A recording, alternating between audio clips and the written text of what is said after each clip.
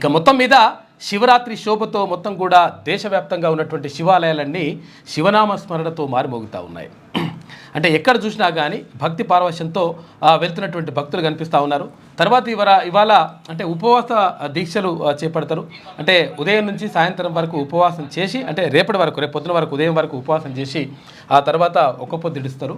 అయితే ఇక్కడ వేములవాడ రాజరాజేశ్వరి స్వామి ఆలయం, ఇటు కీసరగుట్ట, ఇట్లా మొత్తం కూడా భద్రకాళి టెంపుల్, ఇక్కడ 1000 స్తంభాల గుడి, ఎక్కడ చూసినా కానీ మొత్తం కూడా శివనామస్మరణతో మారుమోగుతున్నటువంటి పరిస్థితి కనిపిస్తూ ఉంది.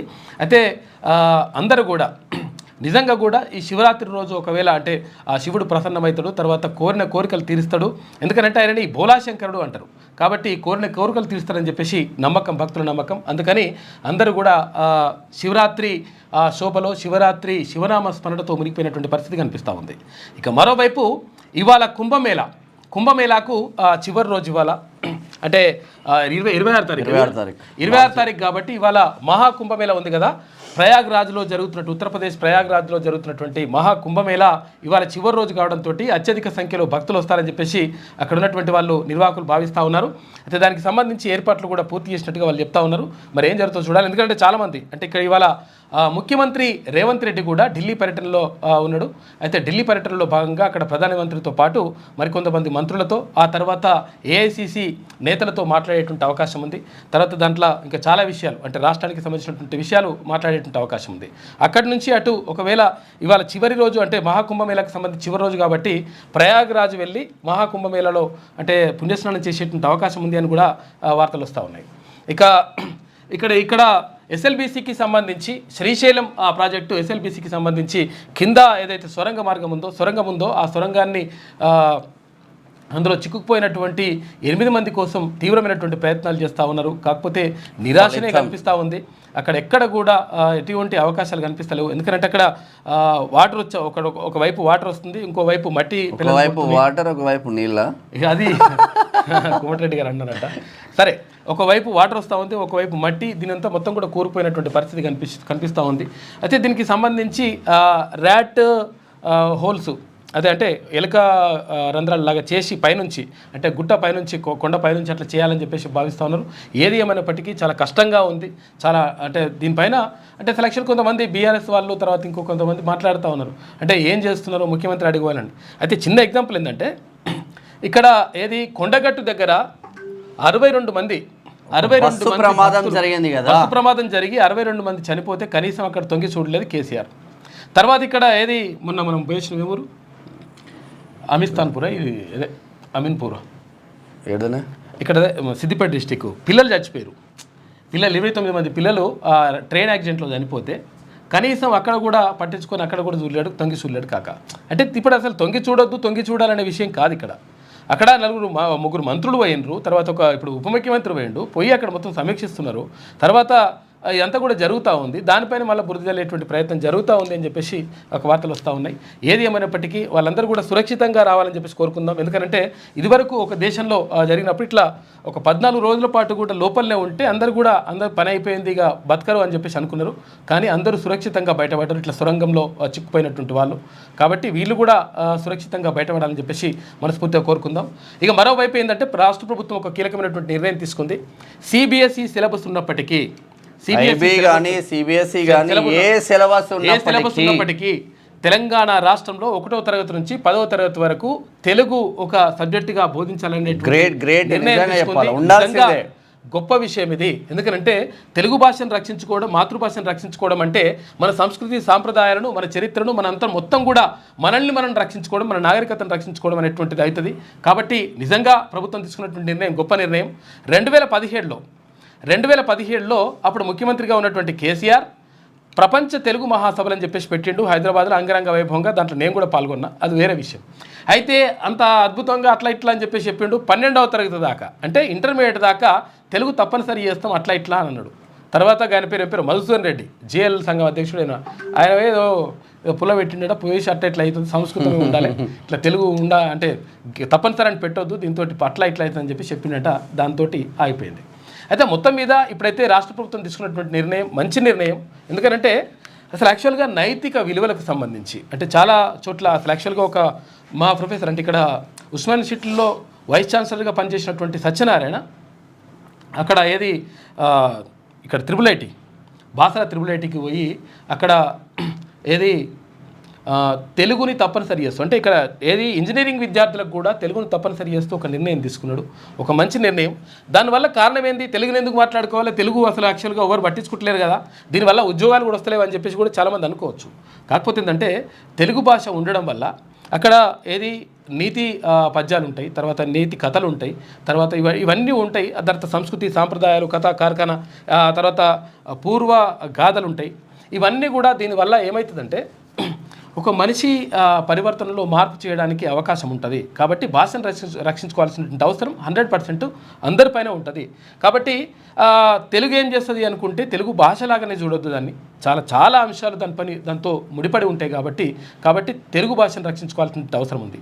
అందుకనే అప్పుడు జంధ్యాల పాపయ్య శాస్త్రి దాంట్లో మకరంద బింద చంద తుందులముకు మాతృభాషయే మహానంద కంద సందాహన తుందులముకు మాతృభాషయే కమృత కఠిన వదులకు వదులు బిగి జోరునకు జోరు ఎదురెక్కులు నన్ను వన్నుడు నన్ను చిన్నడు నన్ను హోయలు నన్ను వయ్యారములు నన్ను తలుకు నన్ను బెలుకులు కలిగినటువంటి మాతృభాషయే. అటువంటి మాతృభాషను విడిచి తెలుగు భాష ఒట్టి గడ్డి భాష ఉస్మే రస్నహి और జీవనహి అని చెప్పేసి ఎక్కడ గోల్కొండ నవాబు అన్నాడు. అంటే ఆయన మాతృభాష అయినటువంటి అభిమానంతో అన్నాడు తప్ప తెలుగు భాష అయినటువంటి ద్వేషంతో కాదు. కాబట్టి తెలుగు భాష అంటే వ్యాసమునకు పద్యమునకు గద్యమునకు అంటే ఎన్ని రకాలుగా ప్రక్రియలు ఉంటాయో అన్ని రకాల ప్రక్రియలకు అనువైనటువంటి భాష తెలుగు భాష. అందుకే ఇటాలియన్ ఆఫ్ ద ఈస్ట్ అని చెప్పేసి తెలుగు భాషను ప్రశంసించిండ్రు. అంటే విదేశీయులు కూడా ప్రశ్నించినటువంటి భాష. కాబట్టి తెలుగు భాషను రక్షించుకోవాల్సిన అవసరం ఉన్నది. చాలామంది ఏం చేస్తుంటారంటే మా పిల్లవాడు డాడీ మమ్మీ అంటే వాడు మమ్మీ అన్నా కానీ ఎంత బాగా మాట్లాడుతున్నాడు నా కొడుకు, ఈ మధ్యలో వాడు మమ్మీ అంటున్నా మమ్మీ అంటున్నా. ఈ మధ్యలో నువ్వు అబ్జర్వ్ చేయండి, చదువుకొని పీజీలు పిహెచ్డీలు చేసి ఉద్యోగాలు చేసే పిల్లలందరూ అమ్మా నాన్నలు పిలుచుకుంటున్నారు. వాళ్ళ పిల్లలు ఊర్లలోకి వెళ్ళేసరికి, నేను ఇప్పుడు మా ఫ్యామిలీలో కూడా ఉన్నా, ఊర్లలోకి వెళ్ళేసరికి మమ్మీ డాడీ అయిపోతున్నారు. అయితే చాలా మంది చదువుకున్న వాళ్ళు గ్రేట్ అండ్ ఫీల్ అవుతున్నారు. వాళ్ళు తెలియక వాళ్ళు ఏమనుకుంటున్నారంటే అసలు యాక్చువల్గా ఇదే గొప్ప సంస్కృతి సాంప్రదాయం అనుకుంటున్నారు. ఆంగ్ల భాష నేర్చుకోవద్దని ఎట్టి కూడా అనట్లేదు. బ్రతకడం కోసం ఆంగ్లం మాత్రమే 100% నేర్చుకోవాలి, దాంట్లో ఏమాత్రం తప్పు లేదు, మనం దాని గురించి వ్యతిరేకిస్తలేము. కానీ మన భాషను మర్చిపోయి తర్వాత ఇక మమ్మీ దాడి అంటే ఎందుకు తెలియదు, మమ్మీ అంటే తెలియదు. ఇప్పుడు మమ్మీ అంటే దయ్యం అయిపోయి మమ్మీ మళ్ళీ వాడు మమ్మీ అని అమ్మో మమ్మీ అంటుంటారు కొడుకు అని చెప్పించుకుంటుంది అన్నట్టు. కాబట్టి తెలుగు భాషను రక్షించుకోవాల్సిన అవసరం ఉన్నది. రాష్ట్ర ప్రభుత్వం తీసుకున్నటువంటి నిర్ణయం ఒక గొప్ప నిర్ణయం. ఇంకా చాలా విషయాలు ఉన్నాయి మనం నిన్న ఎమ్మెల్సీకి సంబంధించింది నిన్న ప్రచారం కంప్లీట్ అయింది. ఈరోజు హాలిడే ఉంటుంది, మధ్యలో ఒక రోజు గ్యాప్ ఉంటుంది. రేపు ఎలక్షన్స్ ఇటు కరీంనగర్, ఆదిలాబాద్, నిజామాబాద్, మెదక్ సంబంధించింది టీచర్ ఎమ్మెల్సీ, గ్రాడ్యుయేట్ ఎమ్మెల్సీ రెండు ఉంటాయి. ఇటు వరంగల్, ఖమ్మం, నల్గొండకి సంబంధించింది టీచర్ ఎమ్మెల్సీలు.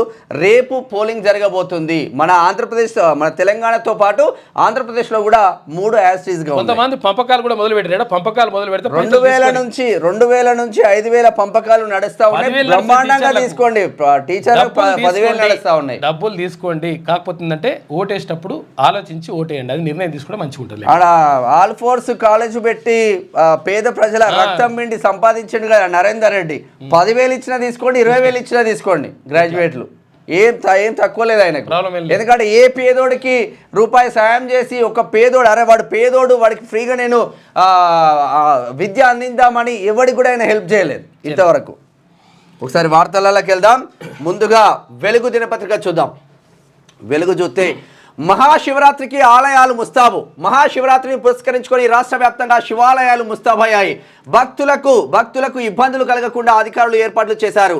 ఇక జాగరణకు వీలుగా సాంస్కృతిక కార్యక్రమాలు ఏర్పాటు చేస్తున్నారు. వేములవాడ శ్రీ రాజరాజేశ్వర స్వామి క్షేత్రంలో 27వ తేదీ వరకు మహాశివరాత్రి జాతర జరగనుంది. ఈ మహా జాతర కోసం ఆలయాన్ని విద్యుత్ దీపాలతో అలంకరించారు. సుమారు 5 లక్షల మంది భక్తులు వస్తారని అధికారులు అంచనా వేస్తున్నారు. సిద్దిపేట జిల్లా కొమరవెల్లిలో మల్లికార్జున స్వామి క్షేత్రంలో శివరాత్రి వేడుకలు నిర్వహించనున్నారు. ఇక్కడ పెద్దపట్నం వేడుక ఆకట్టుకోనుంది. కీసరగుట్టలోని రామలింగేశ్వర స్వామి దేవాలయం, భూపాలపల్లి జిల్లాలోని కాళేశ్వర క్షేత్రంలో మహాశివరాత్రి బ్రహ్మోత్సవాలకు సర్వం సిద్ధం చేశారు. కీసరగుట్టలో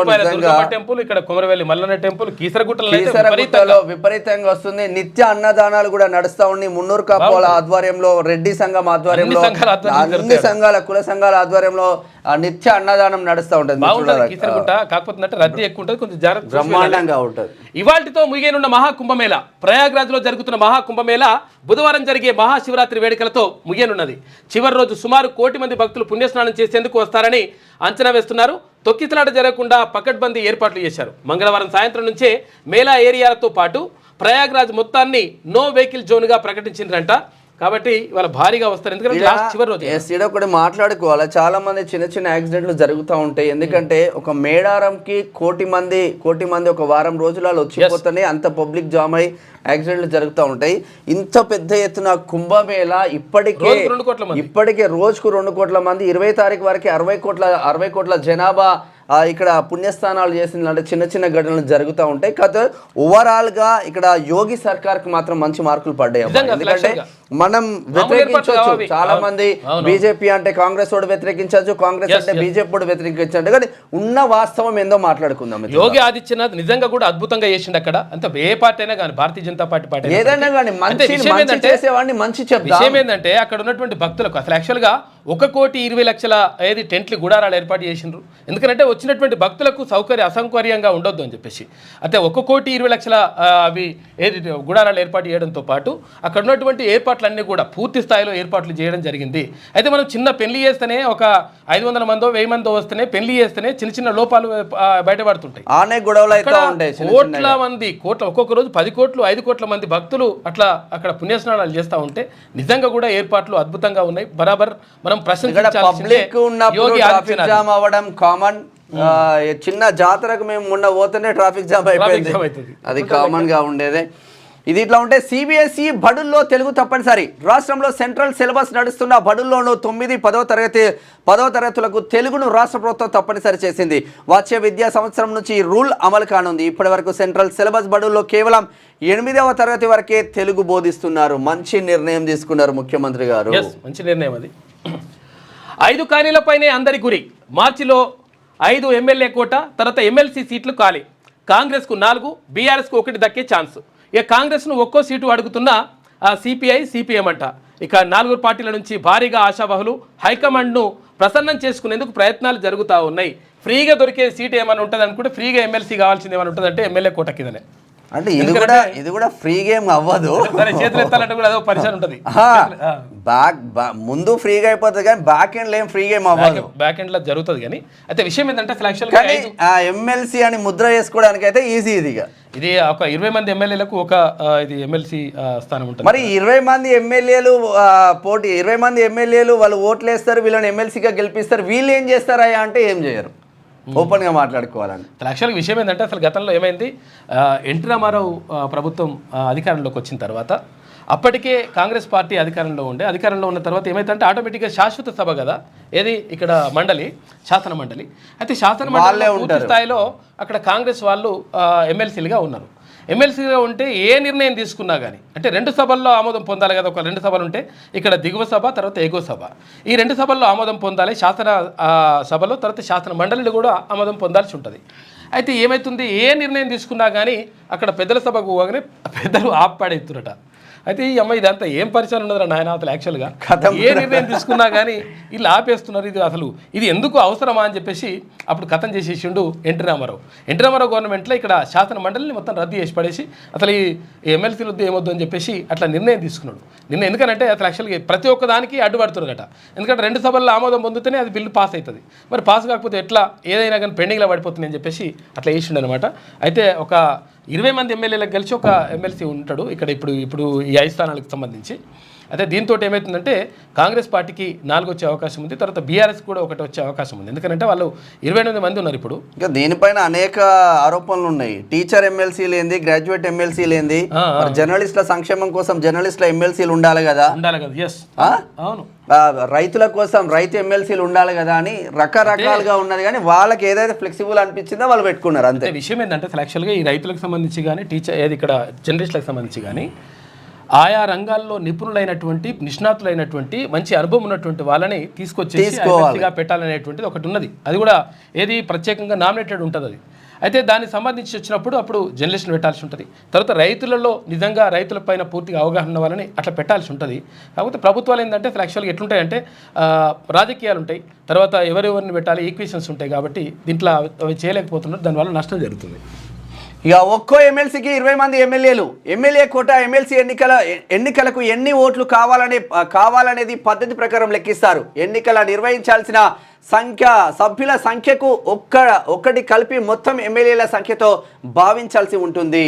ఇక వచ్చే ఫలితానికి ఒక్కటి కలిపితే అదే ఎన్నికకు కావాల్సిన ఎమ్మెల్యేల ఓట్ల సంఖ్యగా మారుతుంది. ప్రస్తుతం అసెంబ్లీలో 119 మంది ఎమ్మెల్యేలు ఉన్నారు. 5 ఎమ్మెల్సీ స్థానాలకు ఎన్నికలు జరగాల్సి ఉంది. దీనికి ఒక్కటి కలిపితే 119ని దానితో భాగిస్తే 19.83 వస్తుంది. దీనికి ఒకటి కలిపితే 20 దాటుతుంది. ఎవరికి అర్థం కాదు ఇది, కానీ 20 మందికో ఎమ్మెల్సీ అంతే.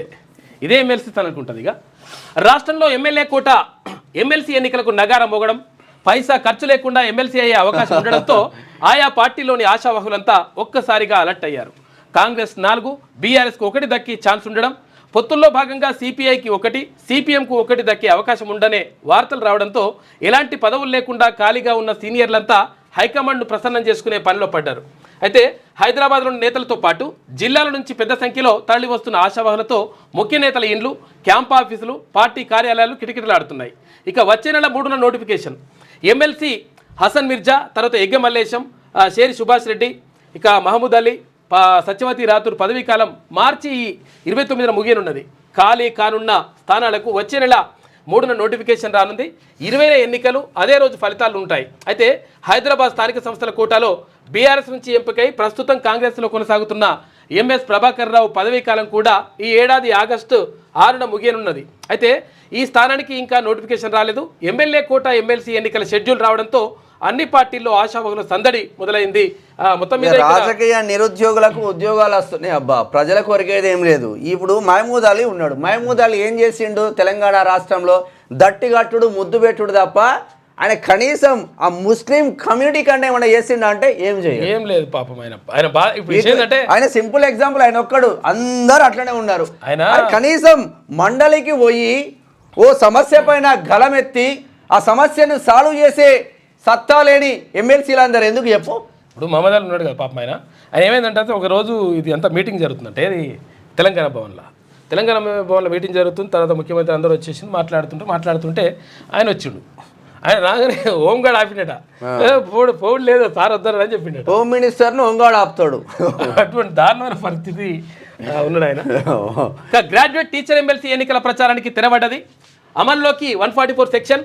ఇక పోల్ మేనేజ్మెంట్పై అభ్యర్థుల దృష్టి. ఇప్పటికే ప్రలోభాలకు తెరతీసిన కొందరు అభ్యర్థులు ఓటుకు 2000 నుంచి 5000 దాకా ఇస్తున్నట. ఇవాళ సిబ్బందికి సామాగ్రి పంపిణీ చేస్తూ ఉన్నారు. మొత్తం మీద ఎన్ని పైసలు ఇచ్చినా కానీ తీసుకోండి. ఎమ్మెల్సీ ఎన్నికలకు సంబంధించి డిఫరెంట్ ఉంటుంది కాబట్టి ప్రాధాన్యత ఓటు, 1వ ప్రాధాన్యత, 2వ ప్రాధాన్యత. ఇప్పుడు ఏ ఓట్లైనా కానీ ఒక ఓటేసి వదిలేస్తాం మనం, అంటే దానికి ఇట్లా గుద్ది వదిలేస్తాము. కానీ ఎమ్మెల్సీ ఎన్నికల్లో ఏముంటుందంటే మొదటి ప్రాధాన్యత, ద్వితీయ ప్రాధాన్యత, 2వ ప్రాధాన్యత, 3వ ప్రాధాన్యత ఇట్లా ఓట్లేస్తాం. కాబట్టి అది చాలా జాగ్రత్తగా దీనిపైన అబ్జర్వ్ చేసుకుని వెళ్ళండి. ఎందుకంటే ఫస్ట్ క్రమసంఖ్య ఇట్లా ఉంటుంది. నార్మల్గా నమూనా చూపిస్తా ఉన్నాం. ఇది ఉపాధ్యాయ ఎమ్మెల్సీ ఎన్నికల 2025 నమూనా బ్యాలెట్. కరీంనగర్, నిజామాబాద్, ఆదిలాబాద్, మెదక్. ఇప్పుడు మల్క కుమ్రాయకు ఓటు వేయాలంటే ఆయన నెంబర్ 1లో సీరియల్ నెంబర్ 1 ఉంటుంది. మల్క కుమ్రాయ ఆయన ఫోటో వస్తుంది, అభ్యర్థి ఫోటో ఉంటుంది. ఇక్కడ 1 ఆయనకు మొదటి ప్రాధాన్యత ఓటు వేయాలంటే 1, 2వ ప్రాధాన్యత ఓటు వేయాలంటే 2 పెట్టాలి. ఇట్లా ఇప్పుడు దీంట్లో ఇంకా చాలా మంది ఉంటారు. ఇది ఒక సింపుల్ ఎగ్జాంపుల్. ఇట్లా ఒకవేళ ఇప్పుడు ఇక్కడ వరంగల్, ఖమ్మం, నల్గొండ ఉపాధ్యాయ ఎమ్మెల్సీ నియోజకవర్గానికి సంబంధించి ఇట్లా ఒకవేళ వేయాలనుకుంటే అట్లా అనుకున్నారు అనుకో, సీరియల్ నెంబర్ 17 ఇండిపెండెంట్ అభ్యర్థి కాబట్టి పార్టీతో సంబంధం లేదు. 17 పక్కన 1 నెంబర్ వేయాలి, ఇక్కడ 1 నెంబర్ వేయాలి. కొంతమంది ఏం చేస్తున్నారు, ONE 1 తర్వాత TW2 ఇట్లా రాయకండి. టిక్కులు కూడా కొడుతురు కొంతమంది, ఇక్కడ పక్కకు వచ్చి టిక్కులు కొడుతురు, అది కూడా కొట్టద్దు. ఇక్కడ ఒకవేళ ఆయనకి వేయాలనుకుంటే, పూల్ రవీంద్రకి వేయాలనుకుంటే 17 నెంబర్. ఇప్పుడు సుందర్ రాజ్ యాదవ్ బీసీ బిడ్డ, సుందర్ రాజ్ యాదవ్ కి వేద్దాం. సుందర్ రాజ్ యాదవ్ 19వ నెంబర్ అభ్యర్థి ఫోటో ఉంటది, ఇండిపెండెంట్ అభ్యర్థి పేరు ఉంటది. 1వ నెంబర్ వేయాలంటే 1వ నెంబర్, ఎవరు ఏ ప్రియారిటీ ఇవ్వాలనుకుంటే ఆ ప్రియారిటీ వేయాలి. ఇప్పుడు నెక్స్ట్ ప్రసన్న హరికృష్ణ, ఇక్కడ ఫోటో మిస్. ప్రసన్న హరికృష్ణ ఇక్కడ ఏది కరీంనగర్, తర్వాత ఆదిలాబాద్, నిజామాబాద్, మెదక్ ఏది పట్టభద్రుల పోటీ చేస్తా ఉన్నాడు. అయితే ఒకవేళ ఇప్పుడు ఆయన number Prasanna Harikrishna number 3 number. ఈ 3 నెంబర్ పక్కన ఏమైతే ప్రసన్న హరికృష్ణ అని రాసి ఉంటుంది, తర్వాత ఆయన ఫోటో ఉంటుంది, ఫోటో పక్కకు 1 నెంబర్ వేయాలి. ఇట్లా నెంబర్ మాత్రమే వేయండి. ONE1 తర్వాత TWO2 ఇట్లేం రాయకండి. రాయకుండా ఇట్లా క్లియర్గా అటు నెంబర్ వేస్తే ఆ ఓటు చెల్లుబాటు అవుతుంది. లేకపోతే ఐ లవ్ యూ తర్వాత ఇటు రకరకాల రాశారు. ఇప్పుడు తిరుమల విషయంలో 28,000 ఓట్లు అంటే పట్టభద్రుల ఓట్లు 28,000 ఓట్లు చెల్లకుండా అయిపోయినాయి. దానికి కారణం ఏంటి అంటే వాళ్ళు ఉన్నటువంటి ఎక్కువ అభిమానంతో అట్లా రాసిండ్రు. రాయకండి ఉంటది కదా, అది పనికిరాదు. దీనికి 0 దుడుతుంటారు, లేకపోతే ఇట్లా చేస్తూ ఉంటారు, దీనికి రౌండ్ అప్ చేస్తారు. ఇవన్నీ చేయకండి. ఇది నమూనా చూపించిన మీకు నమూనా మాత్రమే. అది అట్లా ఉంటది. ప్రసన్న హరికృష్ణ అనుకుంటే 3వ నెంబరు, ఇప్పుడు మల్కా కుమ్రయ్య అనుకుంటే 1వ నెంబరు, 1 నెంబర్ పక్కన 1 నెంబర్ అట్లా ఉంటది అనమాట లెక్క. మల్కా కుమ్రయ్య 1వ నెంబర్ లో ప్రసన్న హరికృష్ణ 3వ నెంబర్ లో ఉంటాడు. పూల రవీందర్ అన్న 17వ నెంబర్ లో ఉంటారు. ఇక్కడ సుందర్ రాజ్ యాదవ్ 19వ నెంబర్ లో ఉంటారు.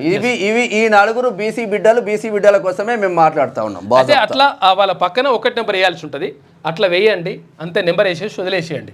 ఇక ప్రాధాన్యం 2, 3 కూడా అసలు అంటే అవకాశం ఉంటే మన అనుకుంటే వేయండి, లేకపోతే అసలు యాక్చువల్గా అది కూడా వదిలేసిస్తే మంచిగా ఉంటుంది. ఇంకా ఎందుకంటే మొదటి ప్రాధాన్యత ఓటుతోనే గెలిచిన అనుకో ఈజీ అవుతుంది అబ్బా. లెక్క సెట్ అయిపోయి ఎమ్మెల్సీ తీన్మార్మల్ గెలిచినప్పుడు 3 రోజులు పట్టింది. అయితే విషయం ఎందుకు పట్టింది అంటే మళ్ళీ డే అండ్ నైట్ కింద మీద అయితే పట్టకపోతుండే. 28,000 ఓట్లు చెల్లకుంటే అయిపోయిన యాక్చువల్గా 28,000 ఓట్లు చెల్లి ఆటోమేటిక్గా వచ్చేది. ఆటోమేటిక్గా 16 తోటి సెట్ అయిపోయేది లెక్క అంతా కూడా. అంటే చెల్లని ఓట్లు వేయకండి, 2వ ఓటుగా పొరపాటున వేయకండి. జాగ్రత్తగా చూసుకోండి పట్టభద్రులారా. 2 బీసీలు ఉన్నారు కాబట్టి మొదటి 2 వేయండి. ఇటు అంతే. నల్గొండకు సంబంధించి 17 పూల రవీందర్, 19 సుందర్ రాజ్ యాదవ్. తర్వాత ఇక్కడ పట్టభద్రులకు సంబంధించి ఎక్కడ కరీంనగర్, నిజామాబాద్, ఆదిలాబాద్, మెదక్ నుంచి ప్రసన్న హరికృష్ణ 3వ నెంబర్లో ఉంటాడు. ఆ 3వ నెంబర్ పక్కన 1 నెంబర్ వేయండి. లేకపోతే ఒకవేళ ఇప్పుడు ఇక్కడ టీచర్ ఎమ్మెల్సీ వేయాలనుకుంటే మల్కా కుమ్రయ్య 1వ నెంబర్ ఉంటుంది. ఆ 1 నెంబర్ పక్కన 1 నెంబర్ అట్లా వేయాలి. ORR RRR మధ్య మ్యానుఫ్యాక్చరింగ్ హబ్ ప్రపంచంలోని అతిపెద్ద కేంద్రాల్లో ఒకటిగా అభివృద్ధి చేస్తామంటున్నారు సీఎం రేవంత్ రెడ్డి. రేడియార్ రోడ్లతో ORR RRR ను అనుసంధానిస్తాం. వాటికి ఇరువైపులా ఇండస్ట్రియల్ క్లస్టర్లను ఏర్పాటు చేస్తాం. మెగా డ్రై పోర్ట్ను ఏర్పాటు చేసి ఏపీలోని సీపోర్ట్కు కనెక్ట్ చేస్తాం. అమ్మ డ్రై పోర్టు సీపోర్టు భలే కనెక్ట్ చేస్తారే. ఫ్యూచర్ సిటీ, AI సిటీలతో పాటు ఎన్నో భారీ ప్రాజెక్టులు. ఈ ఫ్యూచర్ సిటీ ఏడుంది, AI సిటీ ఏడుంది అంటే ఎవడు చెప్పాడు. ఇప్పుడు బయో ఏషియా సదస్సులో సీఎం రేవంత్ రెడ్డి ప్రసంగం. మరి ఈ ORR సంగతి కరెక్టే, కానీ ORRను అప్పాలంగా అప్పగించింది కదా, దానిపైన ఎంక్వైరీ ఏది? ORRని కేటీ రామారావు అమ్ముకున్నాడు. ఏది 30 ఏళ్ళు మీరే అన్నారు కదా, ఎలక్షన్ల అప్పుడు అడ్డం దిడ్డం మాట్లాడతారు, గెలిచిన తర్వాత సప్పుడు 1,000 కోట్ల రూపాయలు వేసుకున్నాడు. దాని మీద ఎంక్వైరీ ఏది కథ ఏంది అసలు? యాక్చువల్గా కోర్ సిటీకి అవతల ఔటర్ రింగ్ రోడ్డు నుంచి రీజనల్ రింగ్ రోడ్డు అంటే RRR వరకు మ్యానుఫ్యాక్చరింగ్ హబ్ను అభివృద్ధి చేస్తామని సీఎం రేవంత్ రెడ్డి తెలిపారు. ఇది ప్రపంచంలోని అతిపెద్ద తయారీ కేంద్రాల్లో ఒకటిగా ఉండబోతుందని చెప్పారు. అయితే ఈ మ్యానుఫ్యాక్చరింగ్ హబ్ చైనా +1 అవసరాలు తీర్చేలా ఉంటుందని వెల్లడించారు. ప్రపంచ నలుమూలల నుంచి పెట్టుబడులను ఆహ్వానిస్తామని చెప్పారు. మంగళవారం హైదరాబాద్లోని HICCలో నిర్వహించిన బయో ఏషియా సదస్సులో సీఎం రేవంత్ రెడ్డి పాల్గొన్నారు. ఈ సందర్భంగా ఆయన మాట్లాడుతూ ORR RRRను రేడియల్ రోడ్లతో అనుసంధానించి వాటికి ఇరువైపులా ఇండస్ట్రియల్ క్లస్టర్లు అభివృద్ధి చేస్తామని పేర్కొన్నారు. రాష్ట్రంలో మెగా డ్రై పోర్టును ఏర్పాటు చేసి ఏపీలోని సీపోర్టుకు అనుసంధానిస్తామని, ప్రత్యేక రైలు, రోడ్డు రవాణా సదుపాయాలను మెరుగుపరుస్తామని చెప్పారు. అయితే బయో సైన్సెస్, తర్వాత బయోటెక్, లైఫ్ సైన్సెస్ రంగాల్లో ప్రపంచంలోని అత్యుత్తమ పర్యావరణ వ్యవస్థకు చిరునామాగా హైదరాబాద్ను అభివృద్ధి చేయాలనే లక్ష్యంతో పనిచేస్తున్నామని తెలిపారు. ఈ కొత్త ఆవిష్కరణలు, R&D, మ్యానుఫ్యాక్చరింగ్, తర్వాత నైపుణ్యాల కేంద్రంగా ముందుకు వెళ్తామని చెప్పేసి ముఖ్యమంత్రి రేవంత్ రెడ్డి చెప్తా ఉన్నారు. సరే ఏం చేస్తారో ఏమో కానీ అక్కడ రైతులు పాపం ఇక్కడ 2,500 ఎకరాలు ఏదో భూమి తీసుకున్నారంట. అంటే అప్పుడు ఫార్మా కోసం తీసుకున్నారు. ఇబ్రహీంపట్నం నియోజకవర్గం యాచారం దగ్గర, ఇబ్రహీంపట్నం దగ్గర ఇదంతా ఉన్నది లెక్క. ఆ 4 ఊర్లకు సంబంధించి 2,500 ఎలక్షన్ల ముందు ఇస్తుంది మొత్తం ఏంది ఫార్మాసిటీని రద్దు చేస్తున్నామని చెప్పి అందరూ. మరి వాళ్ళ భూములు ఎవరికో ఇప్పుడు పేద రైతుల భూములను గుంజుకొని మీరు పారిశ్రామికవేత్తలకు ఇస్తున్నారే. మీ భూములను ఇస్తే తప్పేముంది? మీకు 100,000 ఎకరాలు ఉన్నాయి కదా ఒక్కొక్క రాజకీయ నాయకుడికి. ఉన్నోళ్ళే ఇప్పించేసేది కానీ అలా పేదలను నష్టం చేయొద్దు అసలు. ఇది ఇట్లా ఉంటే నేడు మోదీతో రేవంత్ రెడ్డి భేటీ. ఢిల్లీ వెళ్ళిన సీఎం కాంగ్రెస్ పెద్దలను కలిసే ఛాన్స్, ప్రధానితో బీసీ రిజర్వేషన్లు, ట్రిబుల్ మెట్రో ఫేజ్ 2 తదితర అంశాలపై చర్చించే అవకాశం, అనంతరం కుంభమేళకు వెళ్లే ఛాన్స్ ఉంటుంది. బీసీ రిజర్వేషన్ల పైన ప్రత్యేకంగా చర్చ జరుగుతూ ఉంది. అయితే బీసీ రిజర్వేషన్లు ఎట్లా అసలు యాక్చువల్గా ఈ సంవత్సరంన్నర అయితే ఇప్పుడు దాదాపు సంవత్సరంన్నర కావస్తుంది. అంటే 14 నెలలు అయిపోయింది. ఏ ఎన్నికలైనా కానీ 6 నెలల లోపు నిర్వహించాలనేటువంటి ఒక నిబంధన ఉన్నది. ఇప్పుడు ఏది ఎమ్మెల్సీ ఎన్నికలు ఉన్నాయి. ఎమ్మెల్సీ ఎన్నికలు ఉంటే మార్చిలో ఉంటే ఇప్పుడే ఇచ్చింది కదా, టైం అయిపోగానే మళ్ళీ ఆ టైం వరకు మళ్ళీ ఇంకా ఎన్నిక వేసి లోపల పెట్టాలనేది ఒక కథ నడుస్తుంది. వాళ్ళ వరకు వచ్చేసరికి అట్లా స్థానిక సంస్థలకు ఎన్నికలకు సంబంధించి అక్కడ గ్రామాల్లో కానీ, ఇక్కడ పట్టణాల్లో కానీ, ఇక్కడ మున్సిపాలిటీల్లో కానీ ఇవన్నిటిల్లో అక్కడ వాటికి సంబంధించి మాత్రం కనీసం పట్టించుకోవట్లేదు అంటున్నారు. సరే పట్టించుకోవట్లేదు తర్వాత పక్కకు పెట్టేస్తే, ఎందుకంటే విషయం ఏంటంటే ఇక్కడ బీసీ రిజర్వేషన్లు అనేటువంటి కీలకమైన అంశం. ఇప్పటి వరకు 8,400 కుటుంబాలు మాత్రమే ఎక్కడ ఏది నమోదు చేసుకున్నాయి అంట. ఇది కులగణనకు సంబంధించి 3 లక్షల పైచిలుకు కుటుంబాలని చెప్పేసి ప్రభుత్వం చెప్పింది. కాబట్టి ఇక్కడ కులగణన చేయడంలో మాత్రం ఇప్పుడు ఇక్కడ ఫెయిల్ అయినట్టుగా అనిపిస్తూ ఉంది. ఇంకా 2 రోజులు మాత్రమే టైం ఉంది. ఏది ఇవాళ 26 తారీఖు, 27, 28 ఇంకా 2 రోజులు మాత్రమే టైం ఉంది. అయితే అసలు ఎవరు కూడా చేయించుకోకపోవడానికి కారణం ఏంటి అంటే, చేయించుకోకపోవడానికి ప్రధానంగా ఏంటంటే ఎన్యూమరేటర్లు ప్రత్యేకంగా వాళ్ళ ఇండ్లకు పోతే ఆటోమేటిక్గా వాళ్ళు చేసుకుంటారు. ఆ ఇండ్లకు పోతలేరా, ఇండ్లకు పోకపోతే నాకేం పట్టింది అని చెప్పేసి ఎవరు కూడా అదేది ఇది ఉంది కదా టోల్ ఫ్రీ నెంబర్ ఫోన్ చేయడం కానీ, లేకపోతే ఆన్లైన్లో వేసుకోవడం కానీ, లేకపోతే ఇది అక్కడ మండల ఆఫీస్కి కానీ, మండల ఎంపీడీఓ కార్యాలయానికి కానీ, లేకపోతే మున్సిపల్ ఆఫీస్కి కానీ వెళ్ళి చేయించుకుంటలేరంట. కాబట్టి చేయించుకోవాలని చెప్పేసి అవేర్నెస్ చేయాలి. ఒకవేళ చేయించుకోకపోతే ప్రభుత్వం నుంచి వచ్చేటువంటి అందేటువంటివి ఏవి కూడా మీకు చెల్లుబాటు కావు అని చెప్పాలి. ప్రభుత్వ ఉద్యోగి అయి ఉండనుకో ఉద్యోగం ఉడవిక్తరా బాబు అని చెప్పాలి. ఒకవేళ వ్యాపారవేత్త అయి ఉండనుకో నీ వ్యాపారాలు అంతా మొత్తం కోత పెట్టి పడేస్తాం, నీ పని చేస్తామని చెప్పాలి.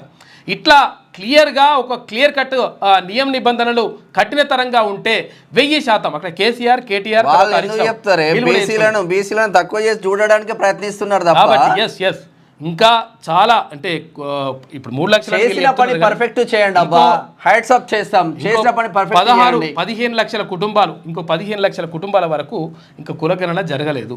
హైదరాబాద్లో సగం జరగలేదు. కాబట్టి వీటిని ఎన్యూమరేటర్లను తీసుకొని ప్రభుత్వం చిత్తశుద్ధితోటి, అంటే ఇవన్నీ కూడా 3 విధానాలు పెట్టింది. ఇది సంతోషకరం, ఎందుకంటే ఎవరైనా అట్లా చేసుకునే అవకాశం ఉంటుంది, అది మంచి పని. కానీ దాంతోపాటు ఇంకా ఎన్యూమరేటర్లని ఇంటికి పంపించేసి ఎవరెవరు చేసుకోలేదో చేయించేటువంటి ప్రయత్నం చేస్తే బాగుంటుండే. మరి ఏం చేస్తారు ఇప్పుడు 8,000 ఇప్పుడు 3 లక్షల కుటుంబాలకు 3 లక్షల చిల్లర కుటుంబాలకు 8,000 మంది అప్లై చేసుకుంటే కథ ఏంది 7 దాకా వస్తుంది. కాబట్టి 100% ప్రభుత్వం దీనిపైన దృష్టి పెట్టాలి. మరి ఇంకా ఎందుకంటే 2 రోజులే టైం ఉంది, దాని మీద ఎక్కువ ప్రచారం కూడా చేస్తలేరు. రోజు ఎన్ని ఏం కథ అనేది చెప్తలేరు, చెప్తే తెలుస్తుండే లెక్క. కాబట్టి చెప్పలేరు, చెప్పకపోవడం వల్ల నష్టం జరుగుతుంది. కాబట్టి ఏంటంటే 100% కులగణన చేసి తీరాల్సిందే. ఆ తర్వాత ఇప్పుడు ఏం చేస్తారు, ఇక్కడ అసెంబ్లీలో తీర్మానం చేసిన తర్వాత 42% రిజర్వేషన్కి సంబంధించి దీన్ని తీసుకుపోయి మళ్ళీ పార్లమెంట్లో ప్రవేశపెడితే అప్పుడు పార్లమెంట్ అక్కడ ఆమోదించాల్సి ఉంటుంది. అయితే అక్కడ ఎన్డీఏ ప్రభుత్వం ఉంది కాబట్టి ప్రధానమంత్రి నరేంద్ర మోడీతో మాట్లాడుతూ ఉన్నారు ముఖ్యమంత్రి, అలాంటి రిక్వెస్ట్ చేసే అవకాశం ఉంది. ఒకవేళ అందులో ఆమోదించడం కాకుండా 9th షెడ్యూల్లో పెట్టినా కానీ మంచిగా జరుగుతుంది. ఏం చేస్తారో చూద్దాం. మరి ఇంకా ఇప్పుడు ఈ బంతి అయితే మొత్తం మీద ఇక్కడ రాష్ట్ర ప్రభుత్వం తీసుకుపోయి అక్కడ బీజేపీ కోర్టు అదేంటి వాళ్ళ బీజేపీ కోర్టులో పడేస్తుంది. మరి వాళ్ళు ఏం చేస్తారనే విషయం అనే పైన ఆధారపడి ఉన్నది. ఎందుకంటే మంచి చేస్తే మాత్రం ఆటోమేటిక్గా భారతీయ జనతా పార్టీకి మంచి జరుగుతుంది, లేకపోతే మళ్ళీ ఇట్లా ఉల్టా అయ్యేటువంటి అవకాశం. ఎవరి రాజకీయాలు వాళ్ళే ఉన్నాయి. ఇక మార్చి 1 నుంచి ఎప్సెట్ అప్లికేషన్లు రాష్ట్రంలో మంగళవారం నుంచి ప్రారంభం కావాల్సిన Telangana engineering, agriculture, pharmacy common entrance test TG EAPCET దరఖాస్తుల ప్రక్రియ వాయిదా పడింది. మార్చి 1 నుంచి ఆన్లైన్లో అప్లికేషన్ల ప్రక్రియ మొదలవుతుందని ఎప్సెట్ కన్వీనర్ తెలిపారు. ఇంజనీరింగ్, అగ్రికల్చర్, ఫార్మసీకి సంబంధించి ఇక షుగర్ వ్యాధికి నేచురల్ మెడిసిన్ రాష్ట్రానికి చెందిన startup company purple life sciences షుగర్కు నేచురల్ మెడిసిన్ తయారు చేస్తున్నది. పర్పుల్ కార్న్, తర్వాత పసుపు, మెంతులు నుంచి తీసిన కాంపోనెంట్స్తో మందు తయారు చేశామని, ఇది ట్రయల్స్ దశలో ఉన్నదని కంపెనీ నిర్వాహకులు చెప్పిరట.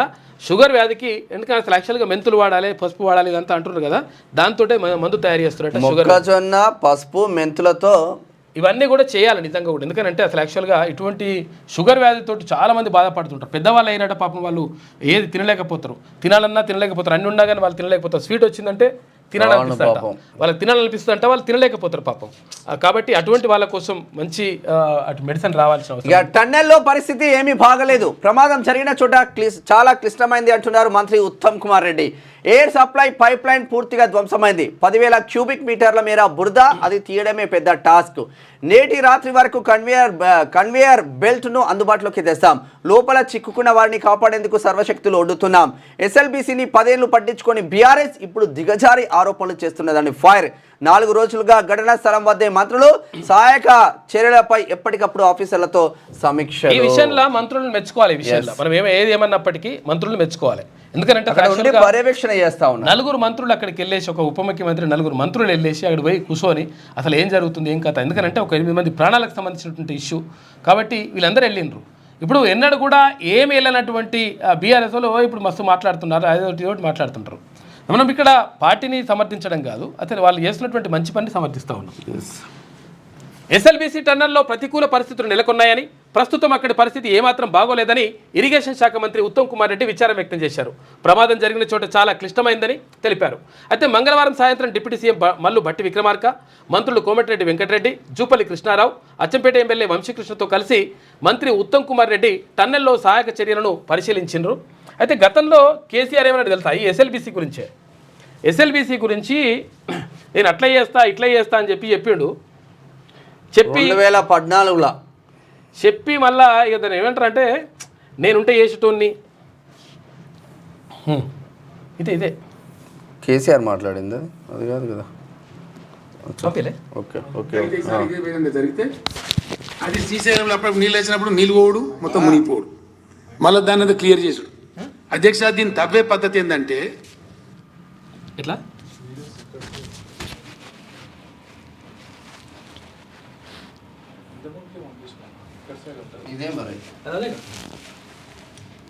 టైగర్ వ్యాలీ కదా అధ్యక్ష, అని అడుగు మానవ సంచారం పోవద్దు, పోతే అబ్జెక్షన్.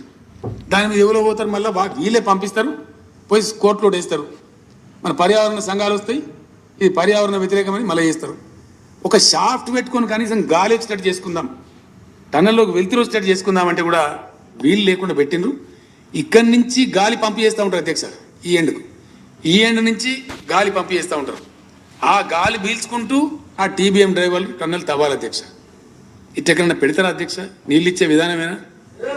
ఎప్పటి నుంచి వింటున్నాం ఎస్ఎల్బీసీ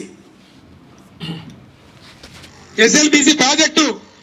ఇంత పెద్ద మంత్రులు ఉంటేనే వాళ్ళ పేర్లు తీసుకోరు. ఎంతెంత పెద్ద మంత్రులు మీకు తెలుసు. ఏం చేసిండ్రు? 40 ఏళ్ళ కూడా ఎస్ఎల్బీసీ పెండింగ్ ఉంటుందా? ఇది మీ మంత్రుల నిర్వాహకమా? నేను హామీ ఇస్తా ఉన్నా మీకు, ఇప్పుడు ఇది తెలంగాణ రాష్ట్రం, తెలంగాణ ప్రభుత్వం వస్తుంది. ఎవరంటే వస్తారో ఎట్ట ఉరకదో ఎస్ఎల్బీసీ నేను చూస్తా. అవసరమైతే ఎస్ఎల్బీసీ కాలువ కట్ట మీద కుర్చేసుకొని కూర్చొని తవ్విస్తా అని చెప్పి నేను మనవి చేస్తా ఉన్నా. ఎప్పటివాడు చెవిటాడు అయినా కానీ ఇంటికి ఇచ్చేది ఉండాలి కదా. అర్థమైందా? ఏమైంది? 2014 ఏప్రిల్ 15 తారీఖు నాడ మాట్లాడిండు కాక. అంటే అప్పుడు తెలంగాణ రాష్ట్రం రాలేదు. జూన్ 2 తారీఖు నాడు తెలంగాణ రాష్ట్రం వచ్చింది. అప్పటికి ఏమన్నాడు?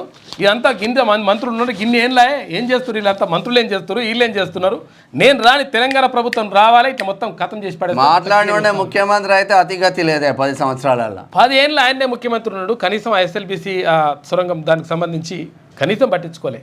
మళ్ళీ ఇప్పుడు మాట్లాడుతున్నారు ఇక అట్లా చేస్తారా ఇట్లా చేస్తారా, అట్లా అవుతుంది ఇట్లా అవుతుంది అని. అట్లుంటుంది లెక్క. ఇక చేతనైతే దర్యాప్తు చేయండి, లేదంటే సిబిఐకి ఇవ్వండి. ఫోన్ ట్యాపింగ్ కేసుపై రాష్ట్ర సర్కార్కు కేంద్ర మంత్రి కిషన్ రెడ్డి సవాల్. ఎవరి హయాంలో నిందితులు విదేశాలకు పారిపోయారని ప్రశ్న. విచారణ కోరిందే మేమెందుకు అడ్డుకుంటాం, సిబిఐకి అప్పగిస్తే కేసును తేల్చేస్తామని వెల్లడి. 3 పార్టీలు వాళ్ళు తప్పించుకొని తిరుగుతున్నారు. ఈ 3 పార్టీలలో కూడా అగ్రనాయకులను కాపాడుకోవడానికే వీళ్ళ ప్రయత్నాలు తప్ప ఏమీ లేదు. నిజంగా భూపాలపల్లి జిల్లాలో జరిగిన హత్యకు సంబంధించింది ఎందుకు మాట్లాడట్లేదు? ఎందుకు మాట్లాడట్లేదు? మీరు ఒక్కసారి మాట్లాడతలేరు. ఇక్కడ కాంగ్రెస్ ఎందుకు మాట్లాడడం లేదు? కాంగ్రెస్ గంత మర్డర్ జరిగితే నడి రోడ్డు పైన తీసుకొచ్చి వాళ్ళ భార్య వెంకటరమణారెడ్డి పైన ఆరోపణలు చేస్తే ఆ తరపున ఎందుకు ఎంక్వైరీలు జరగట్లేదు ఎస్పీ ఆధ్వర్యంలో? ఇవన్నీ ఏంది?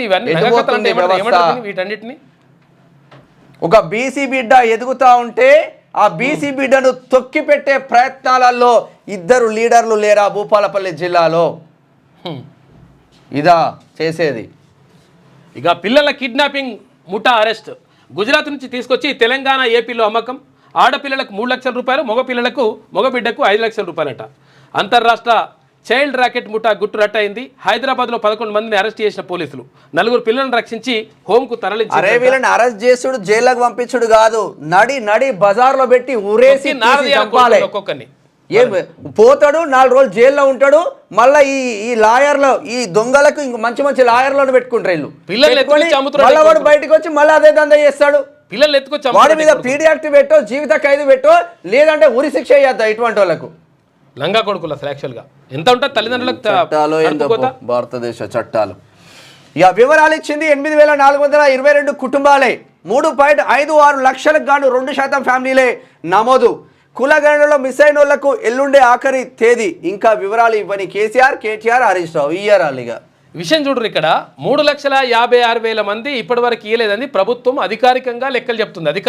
అధికారికంగా కానీ అది వాస్తవం అయితే అధికారికంగా చెప్తున్న లెక్కలు ఇవైతే అసలు 15 లక్షల కుటుంబాలు ఉన్నాయనేటువంటిది వాస్తవం.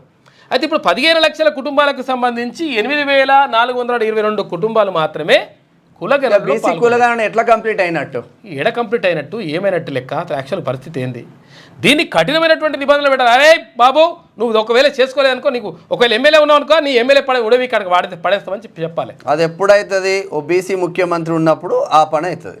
కాదు, ఇటువంటి కఠినమైనటువంటి నిబంధనలు పెట్టి అరే చేసుకోకపోతే మొత్తం ఏది రాదురా బాబు, నువ్వు ఏది ఉండడానికి అవకాశమే లేదని చెప్పేసి, రాష్ట్రంలో ఉండడానికి అవకాశం లేదు, కులగణన లేని రాష్ట్రం ఇట్లుంటామని చెప్పేసి గట్టిగా తీసుకురావాలి. అది లేకుండా ఇష్టం వచ్చినట్టుగా ఇప్పుడు సపరేట్ కూకుంటే ఏమైతుంది? మంత్రమే ఇదంతా కథ. సమగ్ర కులగణన సర్వేలో వివరాలు ఇవ్వని కుటుంబాల కోసం రాష్ట్ర సర్కార్ రీసర్వే సహితం చేపట్టినా సరైన స్పందన మాత్రం రావడం లేదు. అయితే రాష్ట్రంలో మిగిలిపోయిన 3,56,323 కుటుంబాల వివరాలను రెండోసారి సర్వేలో సేకరించాల్సి ఉండగా ఇప్పటి వరకు 8,422 కుటుంబాలే వివరాలు ఎంట్రీ చేసుకున్నాయి. కులగణన రీసర్వే ఈ శుక్రవారంతో అంటే ఎల్లుండి ముగియనుండగా ఆ లోపు ఎంతమంది స్పందిస్తారనేది మాత్రం ప్రశ్నార్థకంగా ఉన్నది అని చెప్పేసి చెప్తున్నారు లెక్క. ఇది మన రాష్ట్ర ప్రభుత్వం చెప్తున్నట్టుగానే 3,56,000 కుటుంబాలకు 8,000 కుటుంబాలు అంటే ఇంకా 3,50,000 కుటుంబాలు రాష్ట్ర ప్రభుత్వం చెప్తున్నట్టుగానే ఇంకా చేసుకోలేదు. 100%కి 2% మంది పబ్లిక్ కూడా నమోదు చేసుకోకపోతే రాష్ట్ర సర్కారు ఫెయిల్ అవుతుందా, పాస్ అవుతుందా? మీకు మీరే క్వశ్చన్ వేసుకోండి. అయితే అసలు యాక్చువల్గా విషయం ఏంటంటే, కొంతమందికి తెలియాల్సిన విషయం ఏంటంటే, కొంతమంది టీచర్లు కొంతమంది నిబద్ధతతో చేసిన దగ్గర బరాబర్ జరిగింది కులగణన. అయితే కొంతమంది ఏం చేసినట్టు అంటే ఇప్పుడు ఆయాలకు, తర్వాత అంగన్వాడీ కార్యకర్తలకి రకరకాలుగా ఎవరెవరు 10th పిల్లలు, ఇంటర్మీడియట్ పిల్లలు తర్వాత ఏది వేరే వాళ్ళకి పైసలు ఇచ్చి ఇట్లా వేయించినట. అక్కడ వేయించిన దగ్గర మొత్తం వారి ఏమైందంటే అసలు యాక్చువల్గా కోడ్స్ ఉంటాయి కదా, ఈ కోడ్స్ పెట్టినలా పేర్లు అంటే డైరెక్ట్ వివరాలతో కాకుండా కోడ్స్ పెట్టింది. కోడ్స్ అంటే వాళ్ళకి అర్థం కాని పరిస్థితి. ఇప్పుడు అర్థం కాకుండా వాళ్ళు ఏం చేసిండ్రు, ఇష్టం వచ్చినట్టు కోడ్లు SC code, Reddy code, BC code, BC A code, BC B code, ఎవరికి అర్థం? ఒక కులం కూడా క్లియర్గా రాసిండ్రు. అక్కడ ఏ కులం అయితే ఆ కులం పేరు కూడా క్లియర్గా రాసిండ్రు. రాసినప్పుడు అది మంచిగా క్లియర్గా ఎంటర్ చేయాల్సి ఉంటుంది. అది చేయనప్పుడు ఇప్పుడు ఏమైందంటే అసలు యాక్చువల్గా ఇప్పుడు సరే ప్రభుత్వం తీసుకున్నటువంటి నిర్ణయం మంచిదే అయినప్పటికీ మరి కొంతమంది అధికారులు లేకపోతే కొంతమంది తెలియకరా ఇట్లా రకరకాలుగా జరిగింది, దాన్ని తప్పును ఒప్పుకోవాలి. తర్వాత ఇప్పుడు ఎవరు చేయాలి? ఇప్పుడు ఈ పరిస్థితి ఏంది, ఎట్లా తేలుతుంది, లెక్క ఎట్లా తేలుతుంది? ఇంకా 15 లక్షల కుటుంబాల కథ ఇక మాట్లాడు, ఏ మంత్రి మాట్లాడు దీనిపైన. ఇక సుత్తితో కొట్టి 5గురు హత్య. వీడియో మనుషులు నిందితుడు అఫాన్ అంట. మృతుల్లో తమ్ముడు, ప్రేయసి, పెద్దనాన్న, పెద్దమ్మ, నానమ్మ. కొద్ది గంటలోనే 3 చోట్ల మర్డర్లు చేసిన యువకుడు, ఆపై ఎలుకల మందు దాగి పోలీసుల వద్దకు నిందితుడు. కేరళలోని తిరువనంతపురం జిల్లాలో ఇది ఏదో గంజాయి సైకో బ్యాచ్ ఉన్నట్టు అటువంటి బ్యాచ్ ఉంటుంది. శ్రీశైలం సాగర్ను కేఆర్ఎంబీకి అప్పగించాలని ఆదేశించలేం. ఆ అధికారంతో ఏ అధికారంతో అడుగుతున్నారని ఏపీని నిలదీసిన సుప్రీంకోర్టు ఈ విషయంలో ఎలాంటి రిలీఫ్ ఇవ్వలేమని చెప్పేసి సుప్రీంకోర్టు క్లియర్గా చెప్పింది. 70 సంవత్సరాల స్వతంత్ర దేశంలో ఇంకా నీళ్ళ పంచాయతీ. శ్రీశైలాన్ని తర్వాత నాగార్జున సాగర్ని కేఆర్ఎంబీకి అంటే కృష్ణా రివర్ మేనేజ్మెంట్ బోర్డుకి అప్పగించాలని చెప్పేసి ఏపీ కోరుతుంది. కారణం ఏంటంటే వాళ్ళని ఈజీగా మేనేజ్ చేయొచ్చు అని. కాకపోతే ఏంటంటే సుప్రీంకోర్టు క్లియర్ అయిపోయింది, అని అప్పగించాలి ఎట్లా ఏ అధికారంతో నడుతున్నారో బాబు అని అడిగి. సరే, ఆంధ్రజ్యోతి చూద్దాం.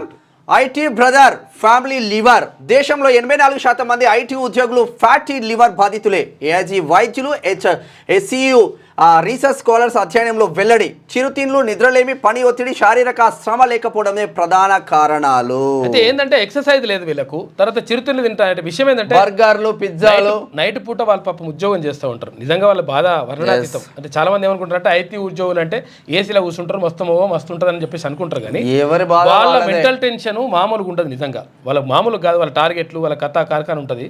రాత్రిపూట ఉద్యోగాలు చేస్తూ ఉంటారు. వాళ్ళు పొద్దునపూట వండుకుంటారు, రాత్రిపూట అంటే వాళ్ళు ప్రకృతికి విరుద్ధంగా జీవిస్తూ ఉంటారు ఈ ఐటీ ఉద్యోగులు చాలామంది. అయితే దాంతో ఏమవుతుందంటే రకరకాల ఆరోగ్య సమస్యలు వస్తుంటాయి. ఇప్పుడు రాత్రిపూట పని చేస్తే ఏమైతే రాత్రిపూట ఆకలి అవుతుంది.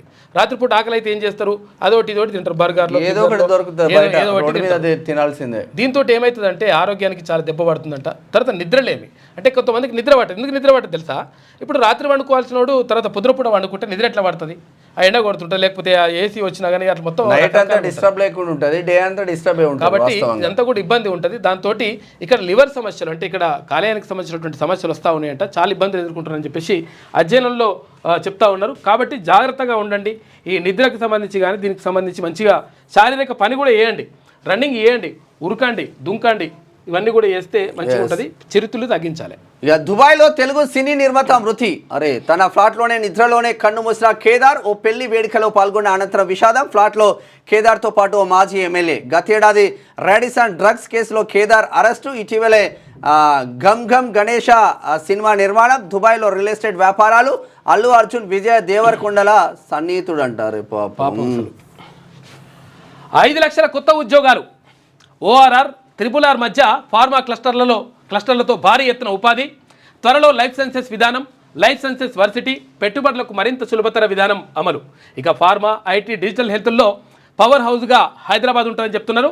బయో ఏసియా 2025 ప్రారంభోత్సవంలో సీఎం మాట్లాడిండు. 11 ఫార్మా సంస్థలతో 5,400 కోట్ల రూపాయల ఒప్పందాలు.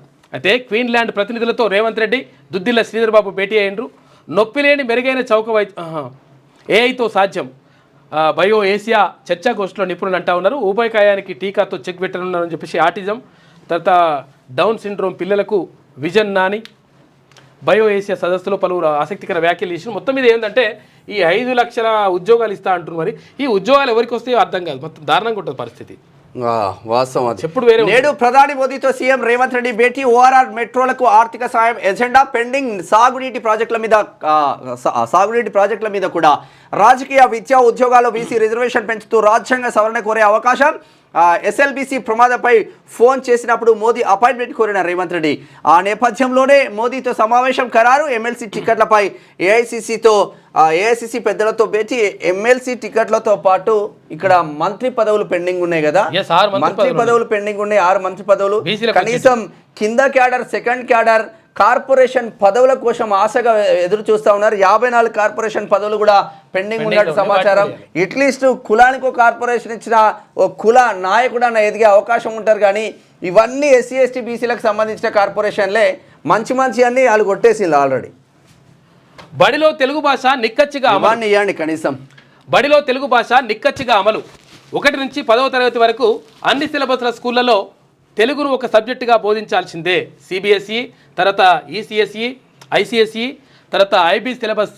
బడుల యాజమాన్యాలతో భేటీలో ప్రభుత్వం స్పష్టీకరణ. 9, 10వ తరగతులకు సరళమైన తెలుగు పుస్తకం. సింగిడి స్థానంలో సింగిడి అనేటువంటి, సింగిడి అంటే ఏంటిదంటే ఇంద్రధనస్సు. ఈ సింగిడి స్థానంలో వెన్నెల అమలుకు మెమో జారీ చేసిందంట. మొత్తం మీద రేవంత్ రెడ్డి గారు నిజంగా ఇది చాలా మంచి ప్రోగ్రామ్. దీంతో పాటు ఇప్పుడు ఈ CBSE schools, ICSE schools, IB schools మీద మీరు ఇప్పుడు ఎలాగో ప్రోగ్రామ్ పెడుతున్నారు కదా, ఇదే ప్రోగ్రామ్ లో ఈ స్కూళ్లకు ఎంత ఫీజులు పెట్టాలనేది నియంత్రణ పెట్టాలి. దానిపైన కూడా నిర్ణయం తీసుకోండి. ఇది మంచి నిర్ణయం తీసుకున్నారు. ఆ నిర్ణయం కూడా తీసుకుంటే ఇంకా ప్రజలు సంతోషిస్తారు. ప్రజలు మీ వైపు ఉంటారు. మీకు అర్థమైందని విషయం ఏంటంటే 80% నుంచి 90% మంది ప్రజలు ఈ ఫీజులతోటి బాధపడతాం, ఇబ్బంది పడతాం. 90% మంది సామాన్యుడు హాస్పిటల్ ఫీజులు కట్టేసరికి తల ప్రాణం తోకకొస్తుంది ఒక్కొక్కరికి. హైదరాబాద్ లో విద్యా సంస్థల్లో ఫీజుల నియంత్రణ అనేటువంటిది కీలకమైన అంశము. 30,000 వాడు కిరాయి కట్టుకొని, స్కూల్ ఫీజులు కట్టుకొని, ఇక జబ్బు చేస్తే ఆ ప్రైవేట్ హాస్పిటల్కి పోయేసరికి ఖతం పడుతుంది, మొత్తం అప్పులే అవుతున్నాయి ఆయనకి. అయితే అసలు యాక్చువల్గా అది అంటే భాష గురించి మాట్లాడేటప్పుడు ఒకసారి తెలంగాణ ఉద్యమం గురించి మాట్లాడేటప్పుడు అక్కడ శిరస్సు కవులు అని ఉంటారు. శిరస్సు కవులు అయితే ఏమని రాస్తారంటే బడిలో నా భాష లేదు, నా భాషలో బడి లేదు, నాకున్నది బాధ మాత్రమే అంటాడు. బడిలో నా భాష లేదు, తెలంగాణ భాష లేదు, ఎక్సలెంట్ వాస్తవం. నా భాషలో బడి లేదు, నాకున్నది బాధ మాత్రమే అని ఏడుస్తుంటాడు, బాధపడుతుంటాడు పిల్లగాడు. అయితే అసలు విషయం ఏంటంటే ఇక్కడ భాష గురించి సంబంధించి మాట్లాడినప్పుడు, మాతృభాషకు సంబంధించి అంటే మన భాషను మాట్లాడుకున్నప్పుడు, ఇప్పుడు మదర్ టంగ్ మాట్లాడాలన్నా అదర్ టంగ్ మాట్లాడాలనేటువంటి మీ ఇష్టం తర్వాత విషయం. కానీ తెలుగు భాషను అంటే మన భాషను మనం నేర్చుకోవడం మాత్రం చాలా ప్రాధాన్యతతో కూడినటువంటి అంశం. అందుకనే అక్కడ కాళోజీ నారాయణరావు అంటాడు అనమాట. కాళోజీ గారు చెప్పినట్టుగా ఏ భాష రాని ఇది ఏమి వేషమురా, ఈ భాష ఈ వేషమెవరి కోసమురా, అన్య భాషలు నేర్చి ఆంధ్రంబురాదనుచు సకిలించు ఆంధ్రుడా చావవెందుకురా అంటాడు. ఏ భాష రానిది ఏమి వేషమురా, ఈ భాష ఈ వేషం ఎవరి కోసమురా, అన్య భాషలు నేర్చి ఆంధ్రంబురాదనుచు సకిలించు ఆంధ్రుడా చావవెందుకురా అంటాడు. కాబట్టి మన భాషను మనం కాపాడుకోవాల్సిన అవసరం ఉన్నది. ఇతర భాషలు అన్నీ నేర్చుకోవాలి, 1000 భాషలు నేర్చుకోవాలి, తప్పేం లేదు. కానీ మన భాషను కాపాడుకోవాల్సిన అవసరం ఉంది. ఇక ప్రచారానికి తెర, ప్రలోభాల ఎరా. ఎమ్మెల్సీ ఎన్నికల్లో టీచర్లు పట్టభద్రులకు భారీగా డబ్బు పంపిణీ. ఓటుకు 5,000 దాకా వెచ్చిస్తున్న టీచర్ ఎమ్మెల్సీ అభ్యర్థులు. గ్రాడ్యుయేట్ ఓట్లకు 1000 నుంచి 2,000 పంపకాలు. రేపే పట్టభద్రుల ఉపాధ్యాయుల ఎన్నికల ఎమ్మెల్సీ ఎన్నికలు. మొత్తం మీద ఎంత ఇచ్చినా తీసుకోండి అబ్బా, తీసుకోండి. ఏళ్ళకే ఈ రోట్లు. ఇక ఆశలు సన్నగిల్లి 96 గంటలు గడిచిన అంతు చిక్కని సిబ్బంది ఆచూకీ. ఈ టెన్నెల్లో పేరుకుపోయిన బురద, ఉబికి వస్తున్న ఊట. 13.6 కిలోమీటర్ల నుంచి 13.850 కిలోమీటర్ల మధ్య 850 కిలోమీటర్ల మధ్య మట్టి దెబ్బలే ఉన్నాయంట. వాటిని తొలగిస్తే మరో 50 మీటర్ల మేర టెన్నెల్ కూలే ప్రమాదం ఉందంట. సెగ్మెంట్ బ్లాక్లకు పగుళ్ళు వచ్చినాయి. క్రాక్స్ను గుర్తించి హెచ్చరించిన ర్యాట్ హోల్ మైనర్స్ అంట. ర్యాట్ హోల్ మైనర్స్ అంటే పైనుంచి ఒక రంధ్రం చేసుకుని లోపలికి వెళ్తారు, పిల్లల్లా ఉంటారు వాళ్ళు, చిన్నగా ఉండి వాస్తవంగా చాలా కష్టపడుతుంది. బీఆర్ఎస్ దిగజారుడు రాజకీయాలు మానాలి, 8 మందిని కాపాడేందుకు చిత్తశుద్ధితో కృషి చేస్తున్నాం. కాళేశ్వరం, శ్రీశైలంలో ప్రమాదాలపై మేం ఏమి అనట్లేదు. కట్టిన మూడేళ్లలోనే కాళేశ్వరం కూలిపోతేనే విమర్శలు చేశాం. ఎస్ఎల్బీసీ ద్వారా ఎలాంటి ఖర్చు లేకుండా 30 టీఎంసీలు, ఇది ఎదురు దెబ్బ మాత్రమే. ప్రాజెక్టు పూర్తి చేస్తామంటున్నారు మంత్రి ఉత్తమ్ కుమార్ రెడ్డి. శివరాత్రికి సర్వం సిద్ధం. కీసర యాదగిరిగుట్టలో వైభవంగా కళ్యాణోత్సవం కొనసాగుతున్న కీసరగుట్ట బ్రహ్మోత్సవాలు. శివనామస్మరణతో మారుమోగిన రాజరాజేశ్వరి ఆలయం. ఇక మల్లెల తీర్థంతో జలపాతాల సందర్శన షురు అవుతుంది. ఈ నెల 28 వరకు అటవీ శాఖ అనుమతి ఇస్తా ఉందట. మొత్తం మీద ఇక్కడ కీసరగుట్ట మరికొద్ది క్షణాలలో మీ క్యూనిస్ లో లైవ్ కూడా ఉంటుంది. కీసరగుట్టకి వెళ్తాం. ఇక సీఎం రేవంత్ కు కనీస అవగాహన లేదు. ఫోన్ ట్యాపింగ్ నిందితులను ప్రధాని నరేంద్ర మోడీ విమానంలో తీసుకొస్తారని అనుకుంటున్నారా? ముఖ్యమంత్రికి పాలన అనుభవం లేక నవ్వుల పాలు. ట్యాపింగ్ కేసులు సిబిఐకి ఇవ్వండి, కేంద్ర మంత్రి కిషన్ రెడ్డి. మాది India team, Congress Pak team. MLC ఎన్నికల మ్యాచ్లో పాక్ను చిత్తుగా ఓడిస్తాం. కేసీఆర్ కుటుంబాన్ని టచ్ చేసే డమ్ లేదా అని చెప్పేసి అక్కడ బండి సంజయ్. మోదీ ప్రభుత్వం ఫాసిస్ట్ కాదు, నయా ఫాసిజం పోకడలు మాత్రమే ఉన్నాయి. ముసాయిదా రాజకీయ తీర్మానంలో సిపిఎం దశాబ్దాల వైఖరి మార్చుకున్న మార్క్సిస్ట్ పార్టీ. డాక్యుమెంట్ సవరించాలని సిపిఐ డిమాండ్. బీజేపీ ఎల్డీఎఫ్ రహస్య పొత్తు అంటున్నారు కాంగ్రెస్. ఆలస్యంగానైనా సిపిఎం గ్రహించింది అంటున్నారు బీజేపీ. అమ్మా, యాక్చువల్ విషయం ఏంటంటే ఫాసిస్టులు అంటుండే ఎప్పుడు ఎవరిని, భారతీయ జనతా పార్టీ తర్వాత అక్కడ ప్రధానమంత్రిని. అయితే ఈ నేపథ్యంలో వాళ్ళు ఏమంటారంటే ఫాసిస్టులు ఏం కాదు, నయా ఫాసిజం పోకడలు మాత్రమే అని చెప్పేసి సవరించుకున్నారట వాళ్ళు. మంచి పని అయిందని చెప్పేసి బీజేపీ అంటుంది. ఇక ఎల్ఆర్ఎస్ ఎవరు కట్టద్దు, అధికారంలోకి వస్తే ఉచితంగా క్రమబద్ధీకరణ అన్నారు. ఇప్పుడేమో ఫీజులు వసూలు. చిన్నారెడ్డి వ్యాఖ్యపై ఈడీ ఐటీ స్పందించరేం? కాంగ్రెస్ బీజేపీ ఇతర అభ్యర్థులు మంచి వ్యక్తికి ఓటేయండి. 27న ఎస్ఎల్బీసీ వద్దకు బీఆర్ఎస్ బృందం మీడియాతో ఇష్టగోష్ఠులు. హరీష్ రావు మరి ఎందుకో బీసీ అని బీసీ అభ్యర్థులకు ఓట్లేమని చెప్తలేవు హరీష్ రావు? మీరు క్యాండిడేట్ అయితే పెట్టలేదు. క్యాండిడేట్ పెట్టినప్పుడు బీసీ అభ్యర్థులకు ఓట్లేయాలని చెప్పాలి కదా, బహిరంగంగా చెప్పాలిగా, ప్రకటించాలి కదా. అది చేత కాదు మనకు. మీడియా దగ్గరికి వచ్చి బీసీ వెనుక నుంచి మళ్ళా ఓసీ కవితున్నది కదా. ఏమైందమ్మా మరి, నీకేమైంది ఎమ్మెల్సీ గారు? మరి చెప్పాలి కదా. ఆమె మాట అన్నది ఇంకా నయం. కవిత గౌడ్, ముదిరాజు యాదవ్, తర్వాత నేత కాపు పోటీ చేస్తలేం కాబట్టి మంచి బీసీ అభ్యర్థులకు ఓట్లేమని ఆమె మాట అన్నది. ఇంకా అన్నది మరి పూర్తి స్థాయిలో అంటే లోపల కాదు బీఆర్ఎస్ నుంచి అభ్యర్థిని పెడితే ఇప్పుడు అభ్యర్థి గురించి చెప్పేటోళ్ళు కదా. ఇప్పుడు మరి ఎందుకు చెప్తలేరు? ఇప్పుడు చెప్పాలి కదా. అట్లా చిత్తశుద్ధి ఇక్కడనే కనిపిస్తుంది అన్నమాట క్లియర్గా. పెడుతున్నట్టే అనిపిస్తుంది, కానీ పెట్టినట్టు పెట్టదు లెక్క. అంటే ఎర ఎప్పుడు కూడా ఆహారం కాదు. ఎర ఉంటుంది కదా, గాలం వేస్తే చూసినావా, ఆ ఎర ఎప్పుడు కూడా చేపకు ఆహారం వేయడానికి కాదు, చేపను పట్టడానికి మాత్రమే. కాబట్టి ఇక్కడ కూడా అట్లే ఉంటాయి రాజకీయ పార్టీలు. గాలం వేస్తారు కానీ బీసీలకు ఏం ఒరేది లేదు వాళ్ళకు. సిక్కుల ఊచకోత కేసు సజ్జన్కు యావజ్జీవం. ఇక కాంగ్రెస్ మాజీ ఎంపీకి ప్రత్యేక కోర్టు శిక్ష ఖరారు చేసింది. ఉరి విధించాలని సిక్కులు డిమాండ్ చేస్తున్నారు. న్యాయస్థానం ఆవరణలో ఆందోళన. ఇతర నిందితులైన జగదీష్ టైట్లర్ తర్వాత కమల్నాథ్పై కూడా చర్యలు తీసుకోవాలని ఢిల్లీ మంత్రి శిస్త్రా అంటున్నారు. మొత్తం మీద సిక్కుల మాజీ కాంగ్రెస్ ఎంపీకి జీవిత ఖైదు పడ్డది. ఇక మరో భాషోద్యమం. కేంద్రం నిర్బంధ హిందీకి వ్యతిరేకంగా నియోజకవర్గాల పునర్విభజన, తమిళనాడుపై వేలాడుతున్న కత్తి, మార్చి 5న అఖిలపక్షం అంటున్నారు ముఖ్యమంత్రి స్టాలిన్. అసలు స్టాలిన్ కానీ లేకపోతే అక్కడ తమిళ వాళ్ళని కానీ వాళ్ళని చూసి ఆదర్శంగా తీసుకోవాలి. వాళ్ళు గొప్ప విషయం. ఎందుకంటే వాళ్ళ భాషకు సంబంధించి వచ్చినప్పుడు ఎట్టి పరిస్థితుల్లో రాజభాష తమిళమే ఉండాలని డిమాండ్ చేసిరు వాళ్ళు. అట్లా కాదు, ఇంకా మాకు ప్రత్యేక రాజ్యం, ప్రత్యేక దేశం కావాలని కూడా డిమాండ్ చేసిండ్రు. అయితే దేశం కావాలని మనం అనకూడదు, ఎందుకంటే యాక్చువల్గా సమైక్యంగా ఉండాలని కోరుకోవాలి. కాకపోతే ఏంటంటే భాష విషయంలో వాళ్ళు నిక్కచ్చిగా ఉంటారు. క్లియర్గా రాష్ట్ర ప్రభుత్వం అక్కడ త్రిభాషా సూత్రం ఏదైతే ఉంటుందో, దేశవ్యాప్తంగా త్రిభాషా సూత్రం అంటున్నారు, మంచిగానే ఉన్నది. త్రిభాషా సూత్రం ప్రకారం మనం ఏం చేస్తున్నాం, మాతృభాష తెలుగు, ద్వితీయ భాషగా హిందీ, ఆ తర్వాత తృతీయ భాషగా ఇంగ్లీష్, ఆంగ్లాన్ని నేర్చుకుంటున్నాం, మంచిగానే ఉన్నది కథ. మరి ఈ త్రిభాషా సూత్రం దేశంలో ఉన్నటువంటి అన్ని రాష్ట్రాలకు వర్తించాలి కదా, మరి ఎందుకు వర్తించాలని చెప్పేసి వాళ్ళు క్వశ్చన్ చేస్తున్నారు. వాస్తవం అది. ఎందుకనంటే హిందీ పాలిత రాష్ట్రాల్లో, హిందీ మాతృభాషగా ఉన్నటువంటి రాష్ట్రాల్లో హిందీ ప్రథమ భాష, ఇంగ్లీష్ మాత్రమే నేర్చుకుంటారు వాళ్ళు. ఇంకో తృతీయ భాష అయినటువంటి ఇంకో 3 భాష త్రిభాషా సూత్రాన్ని వాళ్ళు నేర్చుకోవట్లేదు. అరే మరి మీరు నేర్చుకున్నప్పుడు మీరేందుకు నేర్చుకోవాలరా బాబు, మీ హిందీని మా మీద ఎందుకు రుద్దుతున్నావు, కాబట్టి మీ హిందీ మాకొద్దు అని చెప్పేసి తిప్పి గుంజి అక్కడ బండ కొట్టిండు అక్కడ స్టాలిన్ కాదు, అక్కడ తమిళులు కూడా అందరూ అట్లే చేశారు. అయితే ఇక్కడ ఏమంటారు అంటే వాళ్ళు, మేము తమిళం, ఇంగ్లీష్ మాత్రమే నేర్చుకుంటాం, మీరు త్రిభాషా సూత్రం పెడతానికి మీరేమో హిందీ మాతృభాష ఉన్న దగ్గరనేమో మా భాష నేర్చుకో, మరి ఎందుకు నేర్చుకుంటలేమని అడుగుతున్నాడు.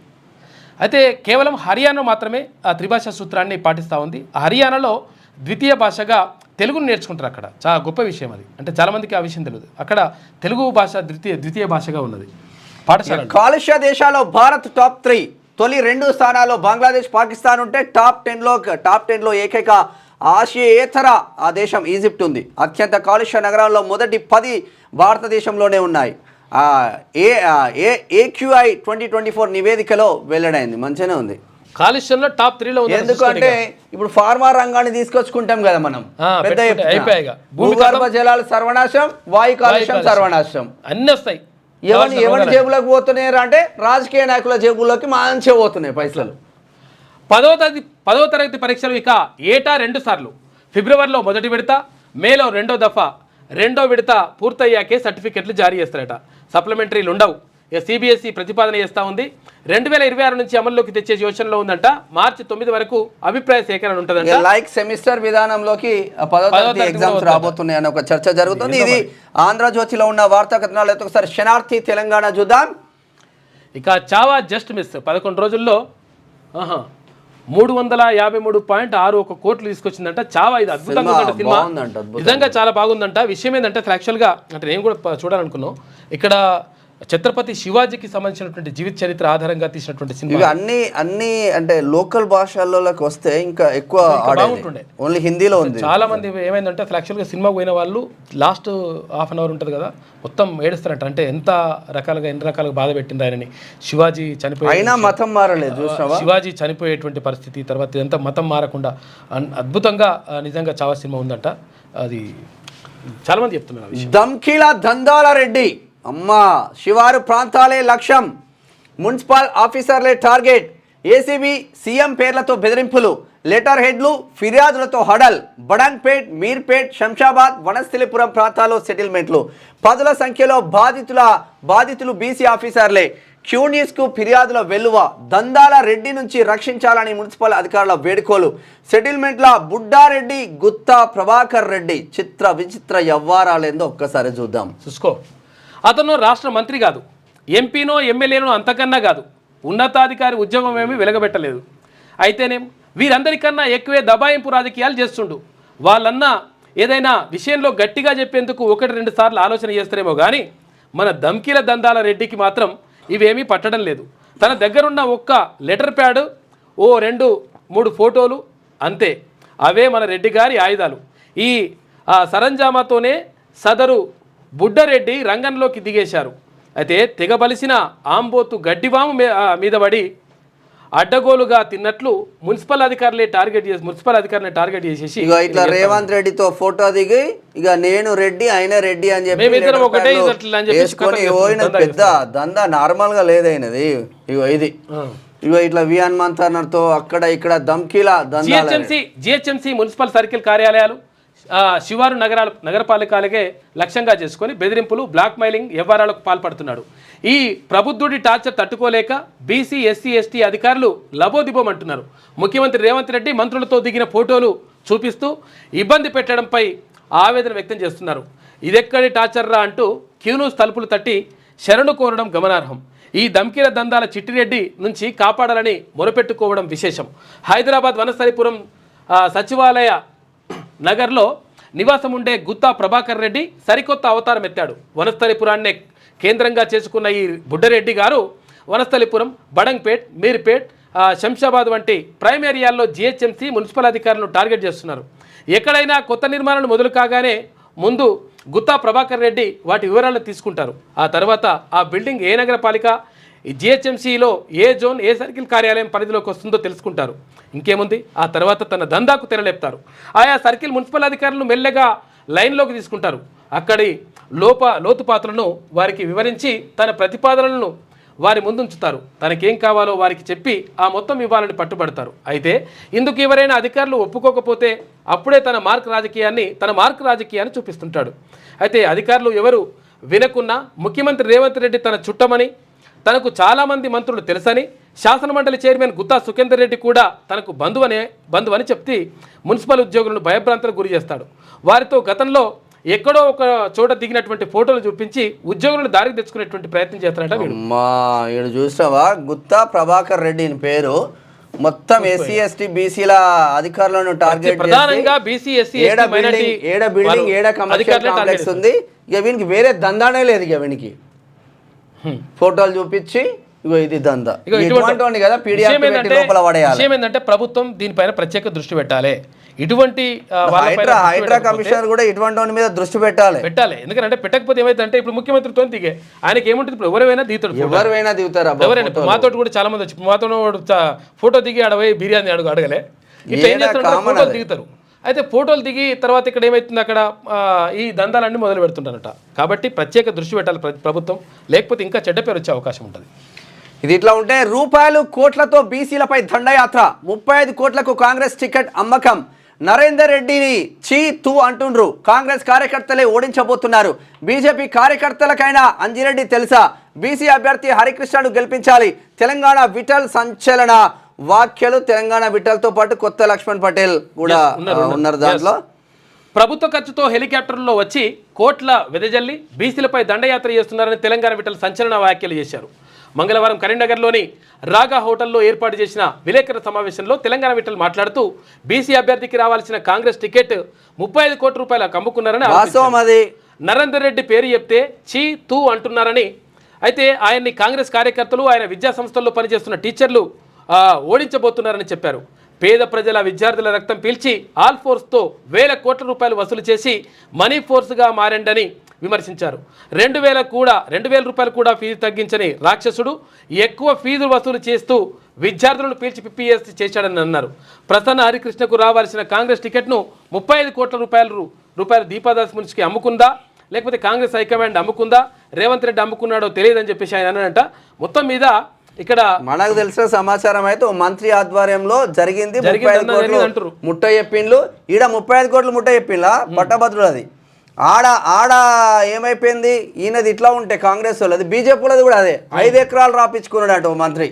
చూసుకో ఎట్లున్నది కథ. ఇది ఇప్పుడు విషయం 35 కోట్లు దండుకున్నాడు కాంగ్రెస్ లా, బీజేపీలో మంత్రి 5 ఎకరాలు రాపించుకున్నాడు. అబ్బా, ప్రసన్న హరికృష్ణ మంచి విద్యావంతుడు, లేని రాజకీయ నాయకులు తయారవుతారు. ఇక్కడ ప్రసన్న హరికృష్ణ మంచి విద్యావంతుడు, తర్వాత మంచి మేధావి, తర్వాత సమాజం పట్ల ఒక మంచి దృక్పథం ఉన్నటువంటి వ్యక్తి.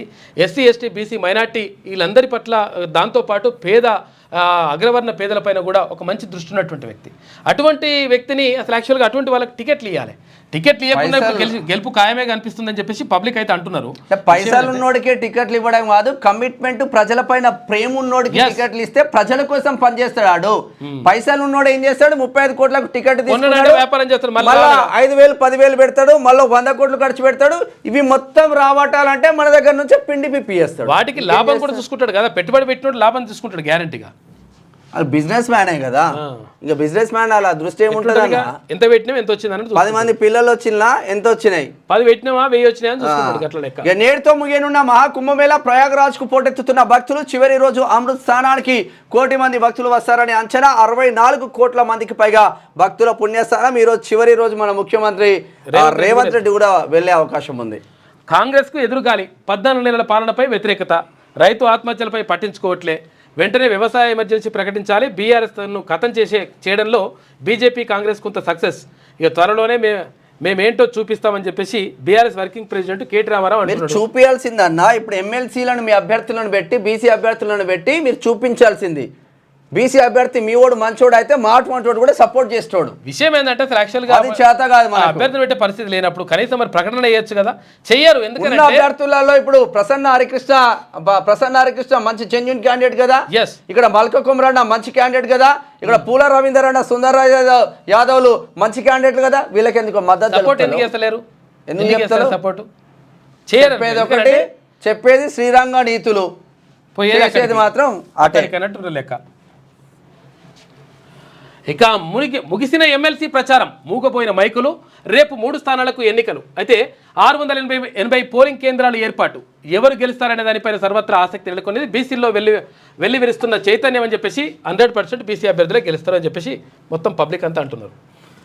బీజేపీది ఇండియా టీం ఎంఐఎంతో అంటగాగుతున్న కాంగ్రెస్ ది పాకిస్తాన్ టీం. 27న ఇండియా పాకిస్తాన్ జట్ల మధ్య మ్యాచ్. కులగణనకు బీజేపీ వ్యతిరేకం కాదు, బీసీలకు 42% రిజర్వేషన్లు స్వాగతిస్తున్నాం, ముస్లింలకు 10% వ్యతిరేకిస్తున్నాం. కేంద్ర సహాయక మంత్రి బండి సంజయ్ అంటున్నారు. బండి సంజయ్ పై ఈసీకి కాంగ్రెస్ ఫిర్యాదు చేసింది. ఏం ఫిర్యాదు చేసిందో కానీ ఇక్కడ మల్కా కుమరియకు మంచి ఉందట, నెంబర్ వన్ ఇస్తారట అక్కడ. ఇక దిగజారి మాట్లాడొద్దు, బండి సంజయ్ కు మహేష్ కుమార్ గౌడ్ హెచ్చరిక. ఎంఐఎంతో దోస్తీ చేస్తున్న కాంగ్రెస్ ది పాకిస్తాన్ టీం అనడం పై ఫైర్ అయ్యిందంట. మత విద్వేషాలు రెచ్చగొడుతున్నారనే ఆగ్రహం. బండి సంజయ్వి మత రాజకీయాలని చెప్పేసి, సరే వాళ్ళ మత రాజకీయాలే కావచ్చు, ఎంఐఎం టీఆర్ఎస్ తో అంటగాగుతా ఉంటే, మీ పైన పొట్టు తిడతా ఉంటే, కుమట్రెడ్డి వెంకటరెడ్డి అటువంటి మంత్రులు చాలా మంది పాత బస్తీకి పోతే వాళ్ళు దాడులు చేస్తూ ఉంటే అప్పుడు ఏడున్నారు కాంగ్రెస్ వాళ్ళు? మళ్ళీ ఎందుకు మళ్ళీ ఎంఐఎంలను సంకన పెట్టుకుంటున్నారు? ఏ పార్టీ అధికారంలోకి వస్తే ఎంఐఎం ఆ పార్టీతో దోస్తీ కడతా ఉంటే వాళ్ళకి రాజకీయ పరిజ్ఞానం ఉందా? కేవలం పాత బస్తీని కాపాడుకోవడానికే పనిచేస్తూ ఉన్నారా? పాత బస్తీలకు ఒక్క మన మంత్రి కానీ ఒక్క ఎవడు కానీ ఎందుకు బొత్తలేరు? పాత బస్తీలకు కరెంట్ బిల్ వసూలు చేయలేరు, పోలీసులు పాపం భయపడకుండా. ఇంతమంది మంత్రులు ఉన్నారు కదా, ఏ పాత బస్తీలకు పోయి ఎందుకు కార్యక్రమాలు మీరు చేయట్లేదు? దీనికి ఆన్సర్ చెప్పే గట్స్ కాంగ్రెస్ పార్టీ దగ్గర ఉందా? సర్వశక్తులు ఒడ్డుతున్నాం, 8 మంది కోసం విశ్వ ప్రయత్నాలు. ఘటనా స్థలంలో పరిస్థితి గంభీరంగా మారింది. అయితే వాటర్ ఫ్లోటింగ్తో సహాయక చర్యలకు ఆటంకం. ఫ్లోటింగ్కు అడ్డుకట్ట వేసేందుకు చర్యలు చేపడుతున్నట మంత్రులు భట్టి, ఉత్తమ్, జూపల్లి. రంగంలోకి దిగిన భారత సైన్యం బలగాలని చెప్పేసి. కెనడా మెక్సికోపై టారిఫ్లు 25% అమల్లోకి వస్తుందన్న ట్రంప్. ఇతర దేశాలపైన ప్రతీకార సుంకాలు. ట్రంప్ నిర్ణయంతో ధరలు పెరిగే ఛాన్స్. అమెరికన్ల కష్టాలు రెట్టింపయ్యే అవకాశం. అమెరికా ఆర్థిక వృద్ధిపై ప్రభావం చూపే అవకాశం కూడా ఉంది. సిక్కు అల్లర్ల కేసులో ఢిల్లీ కోర్టు కీలక తీర్పు ఇచ్చింది. కాంగ్రెస్ మాజీ ఎంపీ సజ్జన్ కుమార్ కు జీవిత ఖైదు విధించింది. ఇక తండ్రి కొడుకుల హత్య కేసులో సజ్జన్ దోషిగా నిర్ధారణ అయింది. ఇక కోర్టు మొట్టికాయలు వేసింది రైతుల విషయంలో. చూడండి ఒకసారి. నిర్మల్ కోర్టు సంచలన నిర్ణయం. జిల్లా కలెక్టర్ ఆర్డీఓ ఆఫీస్ల సీజ్కు ఆదేశాలు. భూ నిర్వాసితులకు పరిహారం ఇవ్వడంలో అలసత్వమే కారణం. ఇట్లా ఉండాలి. ఇట్లా కోర్టులు అట్లుంటే అట్లా పనిచేస్తే మంచిగా నమ్మకం వస్తుంది. ఒకసారి నేటి మాట చూద్దాం. ఇయాలనే మహాశివరాత్రి, శంభో శంకర హరహర మహాదేవ అంటూ శివుని గుళ్ళాన్ని శివనామ స్మరణలతో మారిమోగుతుంటాయి. 140 ఏళ్ల తర్వాత జరుగుతున్న మహా కుంభమేళతో ఈ శివరాత్రికి మరింత శోభ సంతరించుకుంది. మహాశివరాత్రి రోజున అర్ధరాత్రి 12 గంటలకు జ్యోతి స్వరూపుడైన శివుడు లింగ రూపంలో దర్శనమిచ్చే పవిత్ర పర్వదినం. ఆ మహాశివుని అత్యంత ప్రీతికరమైనటువంటి రోజు. మహాశివరాత్రికి ఎన్నో ప్రాధాన్యతలు, ప్రత్యేకతలు ఉన్నాయని పురాణాలు స్పష్టం చేస్తున్నాయి.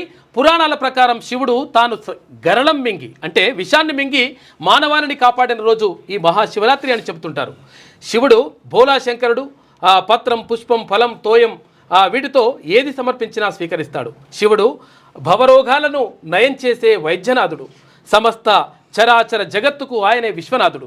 ఏదో మాట వరుసకి జన్మానికో శివరాత్రి అంటాం కానీ మహాశివరాత్రి పర్వదినం ఏటేటా వస్తూనే ఉంటుంది. క్యూన్యూస్ ప్రేక్షకులకి మహాశివరాత్రి శుభాకాంక్షలు అని చెప్పేసి పెద్దపల్లి రాజన్న శివరాత్రి మంచిగా రాసిండు. ఇది ఇట్లా ఉండే ఒకసారి పల్లవి చూద్దాం.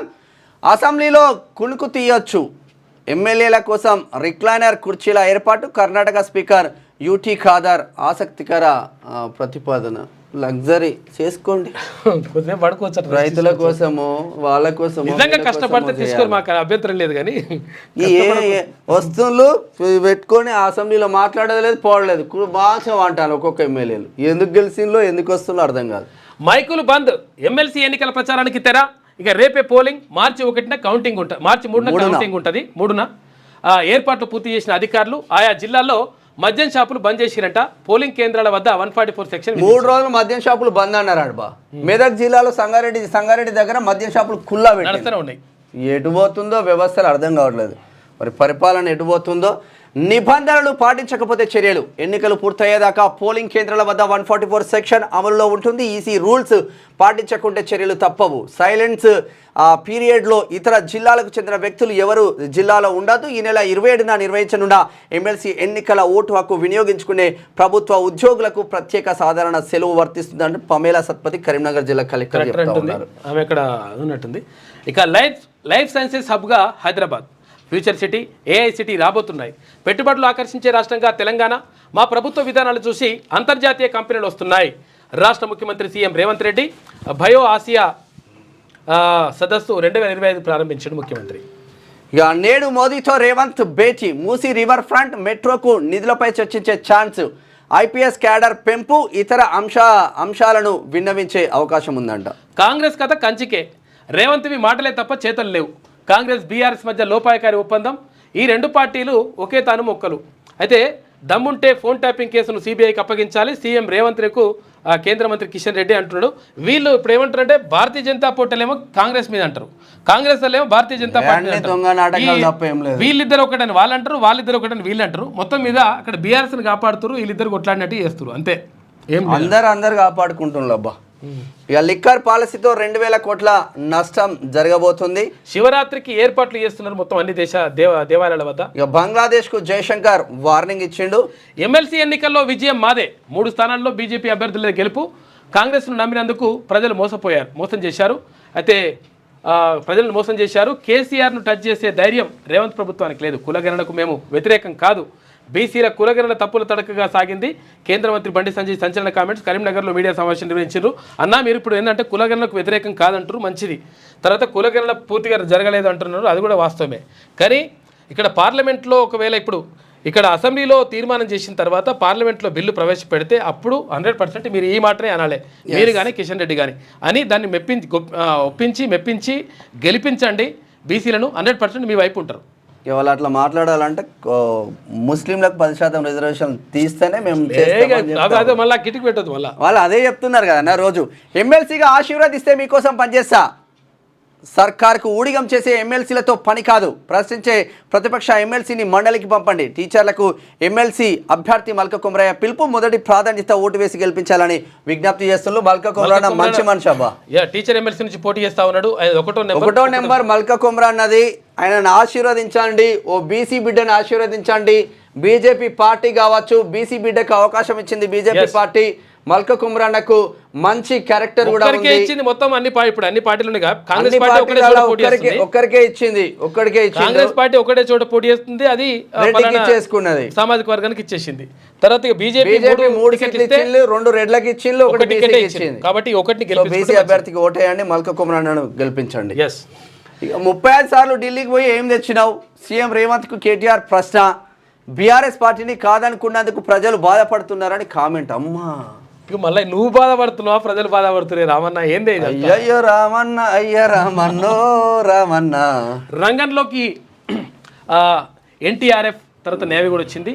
ఎస్ఎల్బీసీ వద్ద కొనసాగుతున్న సహాయక చర్యలు, ప్రత్యామ్నాయ మార్గాల కోసం అన్వేషణ. అడ్డంకిగా టీబీఎం ఆవేశాలు. అన్ని స్కూళ్లలో తెలుగు తప్పనిసరి ఉత్తర్వులు జారీ చేసిన విద్యాశాఖ 2026-27 నుంచి అమల్లోకి. Great job.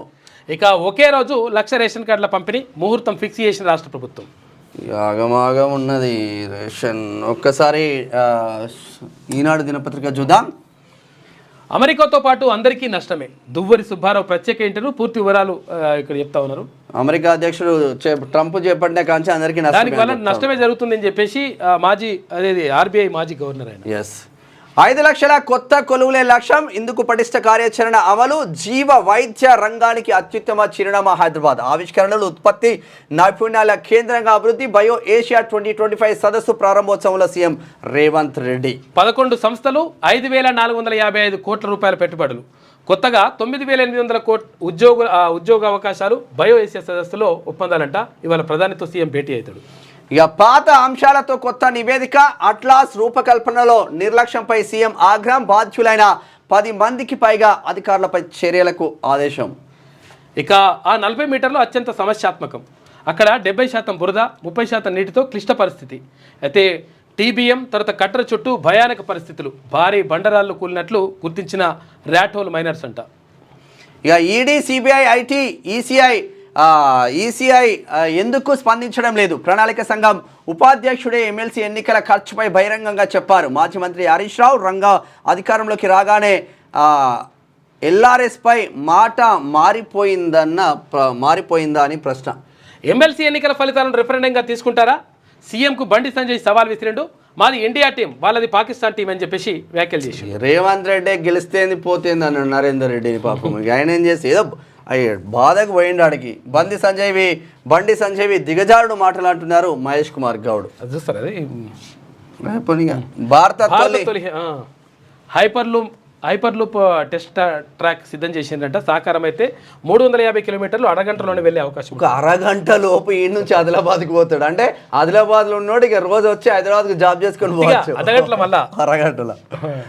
ఇది నార్మల్గా మద్రాస్ ఐఐటి వాళ్ళు తయారు చేస్తారు. చాలా నిజంగా అది రావాలి మన అంటే ఇక్కడ రైల్వే శాఖ ప్లస్ మద్రాస్ ఐఐటి.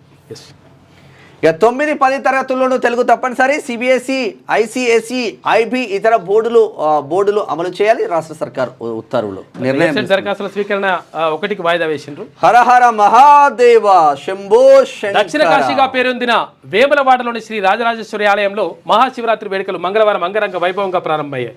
అయితే బుధవారం శివరాత్రి సందర్భంగా స్వామి దర్శనానికి దాదాపు 4 లక్షల మంది భక్తులు వస్తారనే అంచనాలతో అధికార యంత్రాంగం భారీ ఏర్పాట్లు చేసింది. ప్రధాన ఆలయాన్ని విద్యుత్ దీపాలతో అలంకరించారు. అయితే రాజన్నకు తర్వాత రాష్ట్ర ప్రభుత్వం తరఫున మంత్రి పొన్నం ప్రభాకర్, విప్ ఆది శ్రీనివాసులు, తిరుమల తిరుపతి దేవస్థానం తరఫున డిప్యూటీ ఈఓ లోకనాథం పట్టు వస్త్రాలు సమర్పిస్తారట. అయితే ఇక్కడ రాజేశ్వరి ఆలయంతో పాటు మొత్తం కూడా రాష్ట్రంలో ఉన్నటువంటి శివాలయాలను కూడా మొత్తం శివనామస్మరణతో మారుమోగుతూ ఉన్నాయి. ఇక్కడ శ్రీశైలంలో భ్రమరాంబిక మల్లికార్జున స్వామి అక్కడ బ్రహ్మోత్సవాలు కూడా కొనసాగుతూ ఉన్నాయి.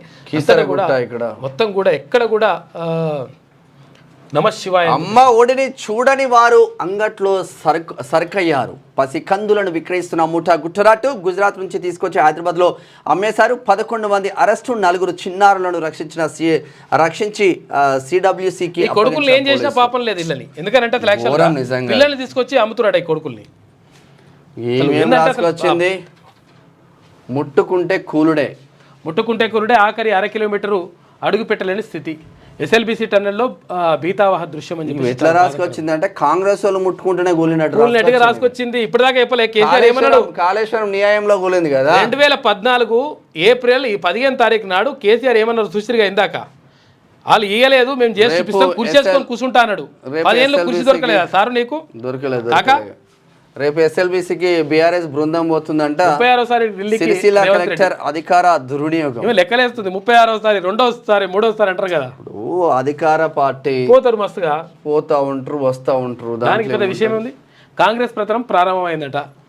15 నెలలకే రేవంత్ పాలనపై ప్రజల్లో విరక్తి. మరి విరక్తి వచ్చినప్పుడు నువ్వు ఎమ్మెల్సీ ఎన్నికల్లో పోటీ చేసి భారీ బంపర్ మెజార్టీతో గెలవాలి కదా. అంతేందుకే సింగరేణి ఎన్నికలలో పోటీ చేయాలి వీళ్ళు. చూడిగా సింగరేణి ఎన్నికలలో పోటీ చేయాలి వీళ్ళు. మీ 16 ఏడుందో అర్థమవుతుంది. గౌరవ అధ్యక్షురాలు కవితమ్మ మళ్ళా దానికి అప్పుడు మేడిగడ్డ తర్వాత ఎస్ఎల్బిసి ప్రమాదాలు కాంగ్రెస్ 2 నాలుకల ధోరణి అని చెప్పేసి అక్కడ ఆయన అంటుండు.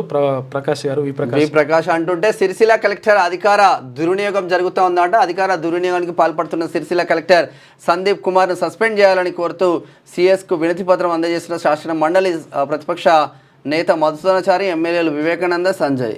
ఈ గమ్మత్తుంటది ఇది. పత్రాలు ఇచ్చే కాడ బీసీలు ఉంటున్నారు. పత్రాలు ఇచ్చే కాడ నాడు ఎటు చూసినా ఎరువు, ఇవాళ ఏడాదంతా కరువు. అది ఉందా? బయట ఉందా అది? అయితే కేసీఆర్ ఏమన్నాడంటే అసలు కేసీఆర్ పుట్టిందే అందుకు కావచ్చు. 26 లక్షల టన్నుల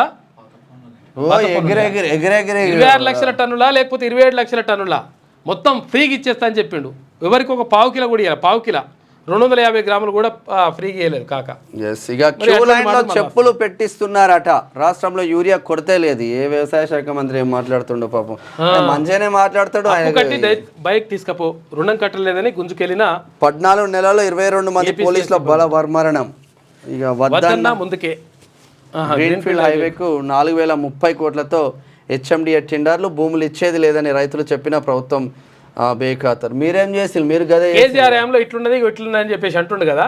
నువ్వు మొత్తం ఫ్రీ ఇస్తాంటివా కాక? ఏమైంది ఒకసారి మళ్ళీ లేపి అడుగురు ఒకసారి, చెప్తాడు కాకని కేసీఆర్ని.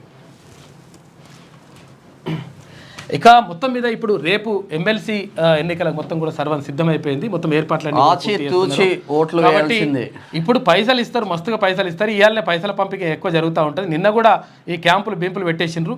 కుటుంబ సమేతంగా తీసుకొచ్చేసి టీచర్లకు భోజనాలు, కథా కార్యక్రమ, మందు మార్క అవన్నీ కూడా పెట్టేసినట్టు నిన్న ఇక్కడ అంతటా జరిగింది.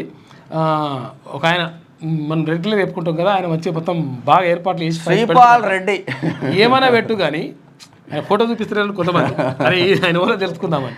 టీచర్లు చాలా మంది అంటారు మాకు కూడా తెలియదన్నా, మా భూమిలో అమ్మిండా, మేము పిఆర్ మల్లన్న లైవ్ లో చెప్పిండు కదా అబ్బా. పిఆర్ టీవీలో ఉన్న ఉపాధ్యక్షులకే తెలియకుండా ఈయన పక్కనే ఉండి భూములు అమ్ముకొని ప్రధాన కార్యదర్శి తెలియదు, ఉపాధ్యక్షులు ఎవరు తెలియకుండా కథం చేసి పడేసిండు.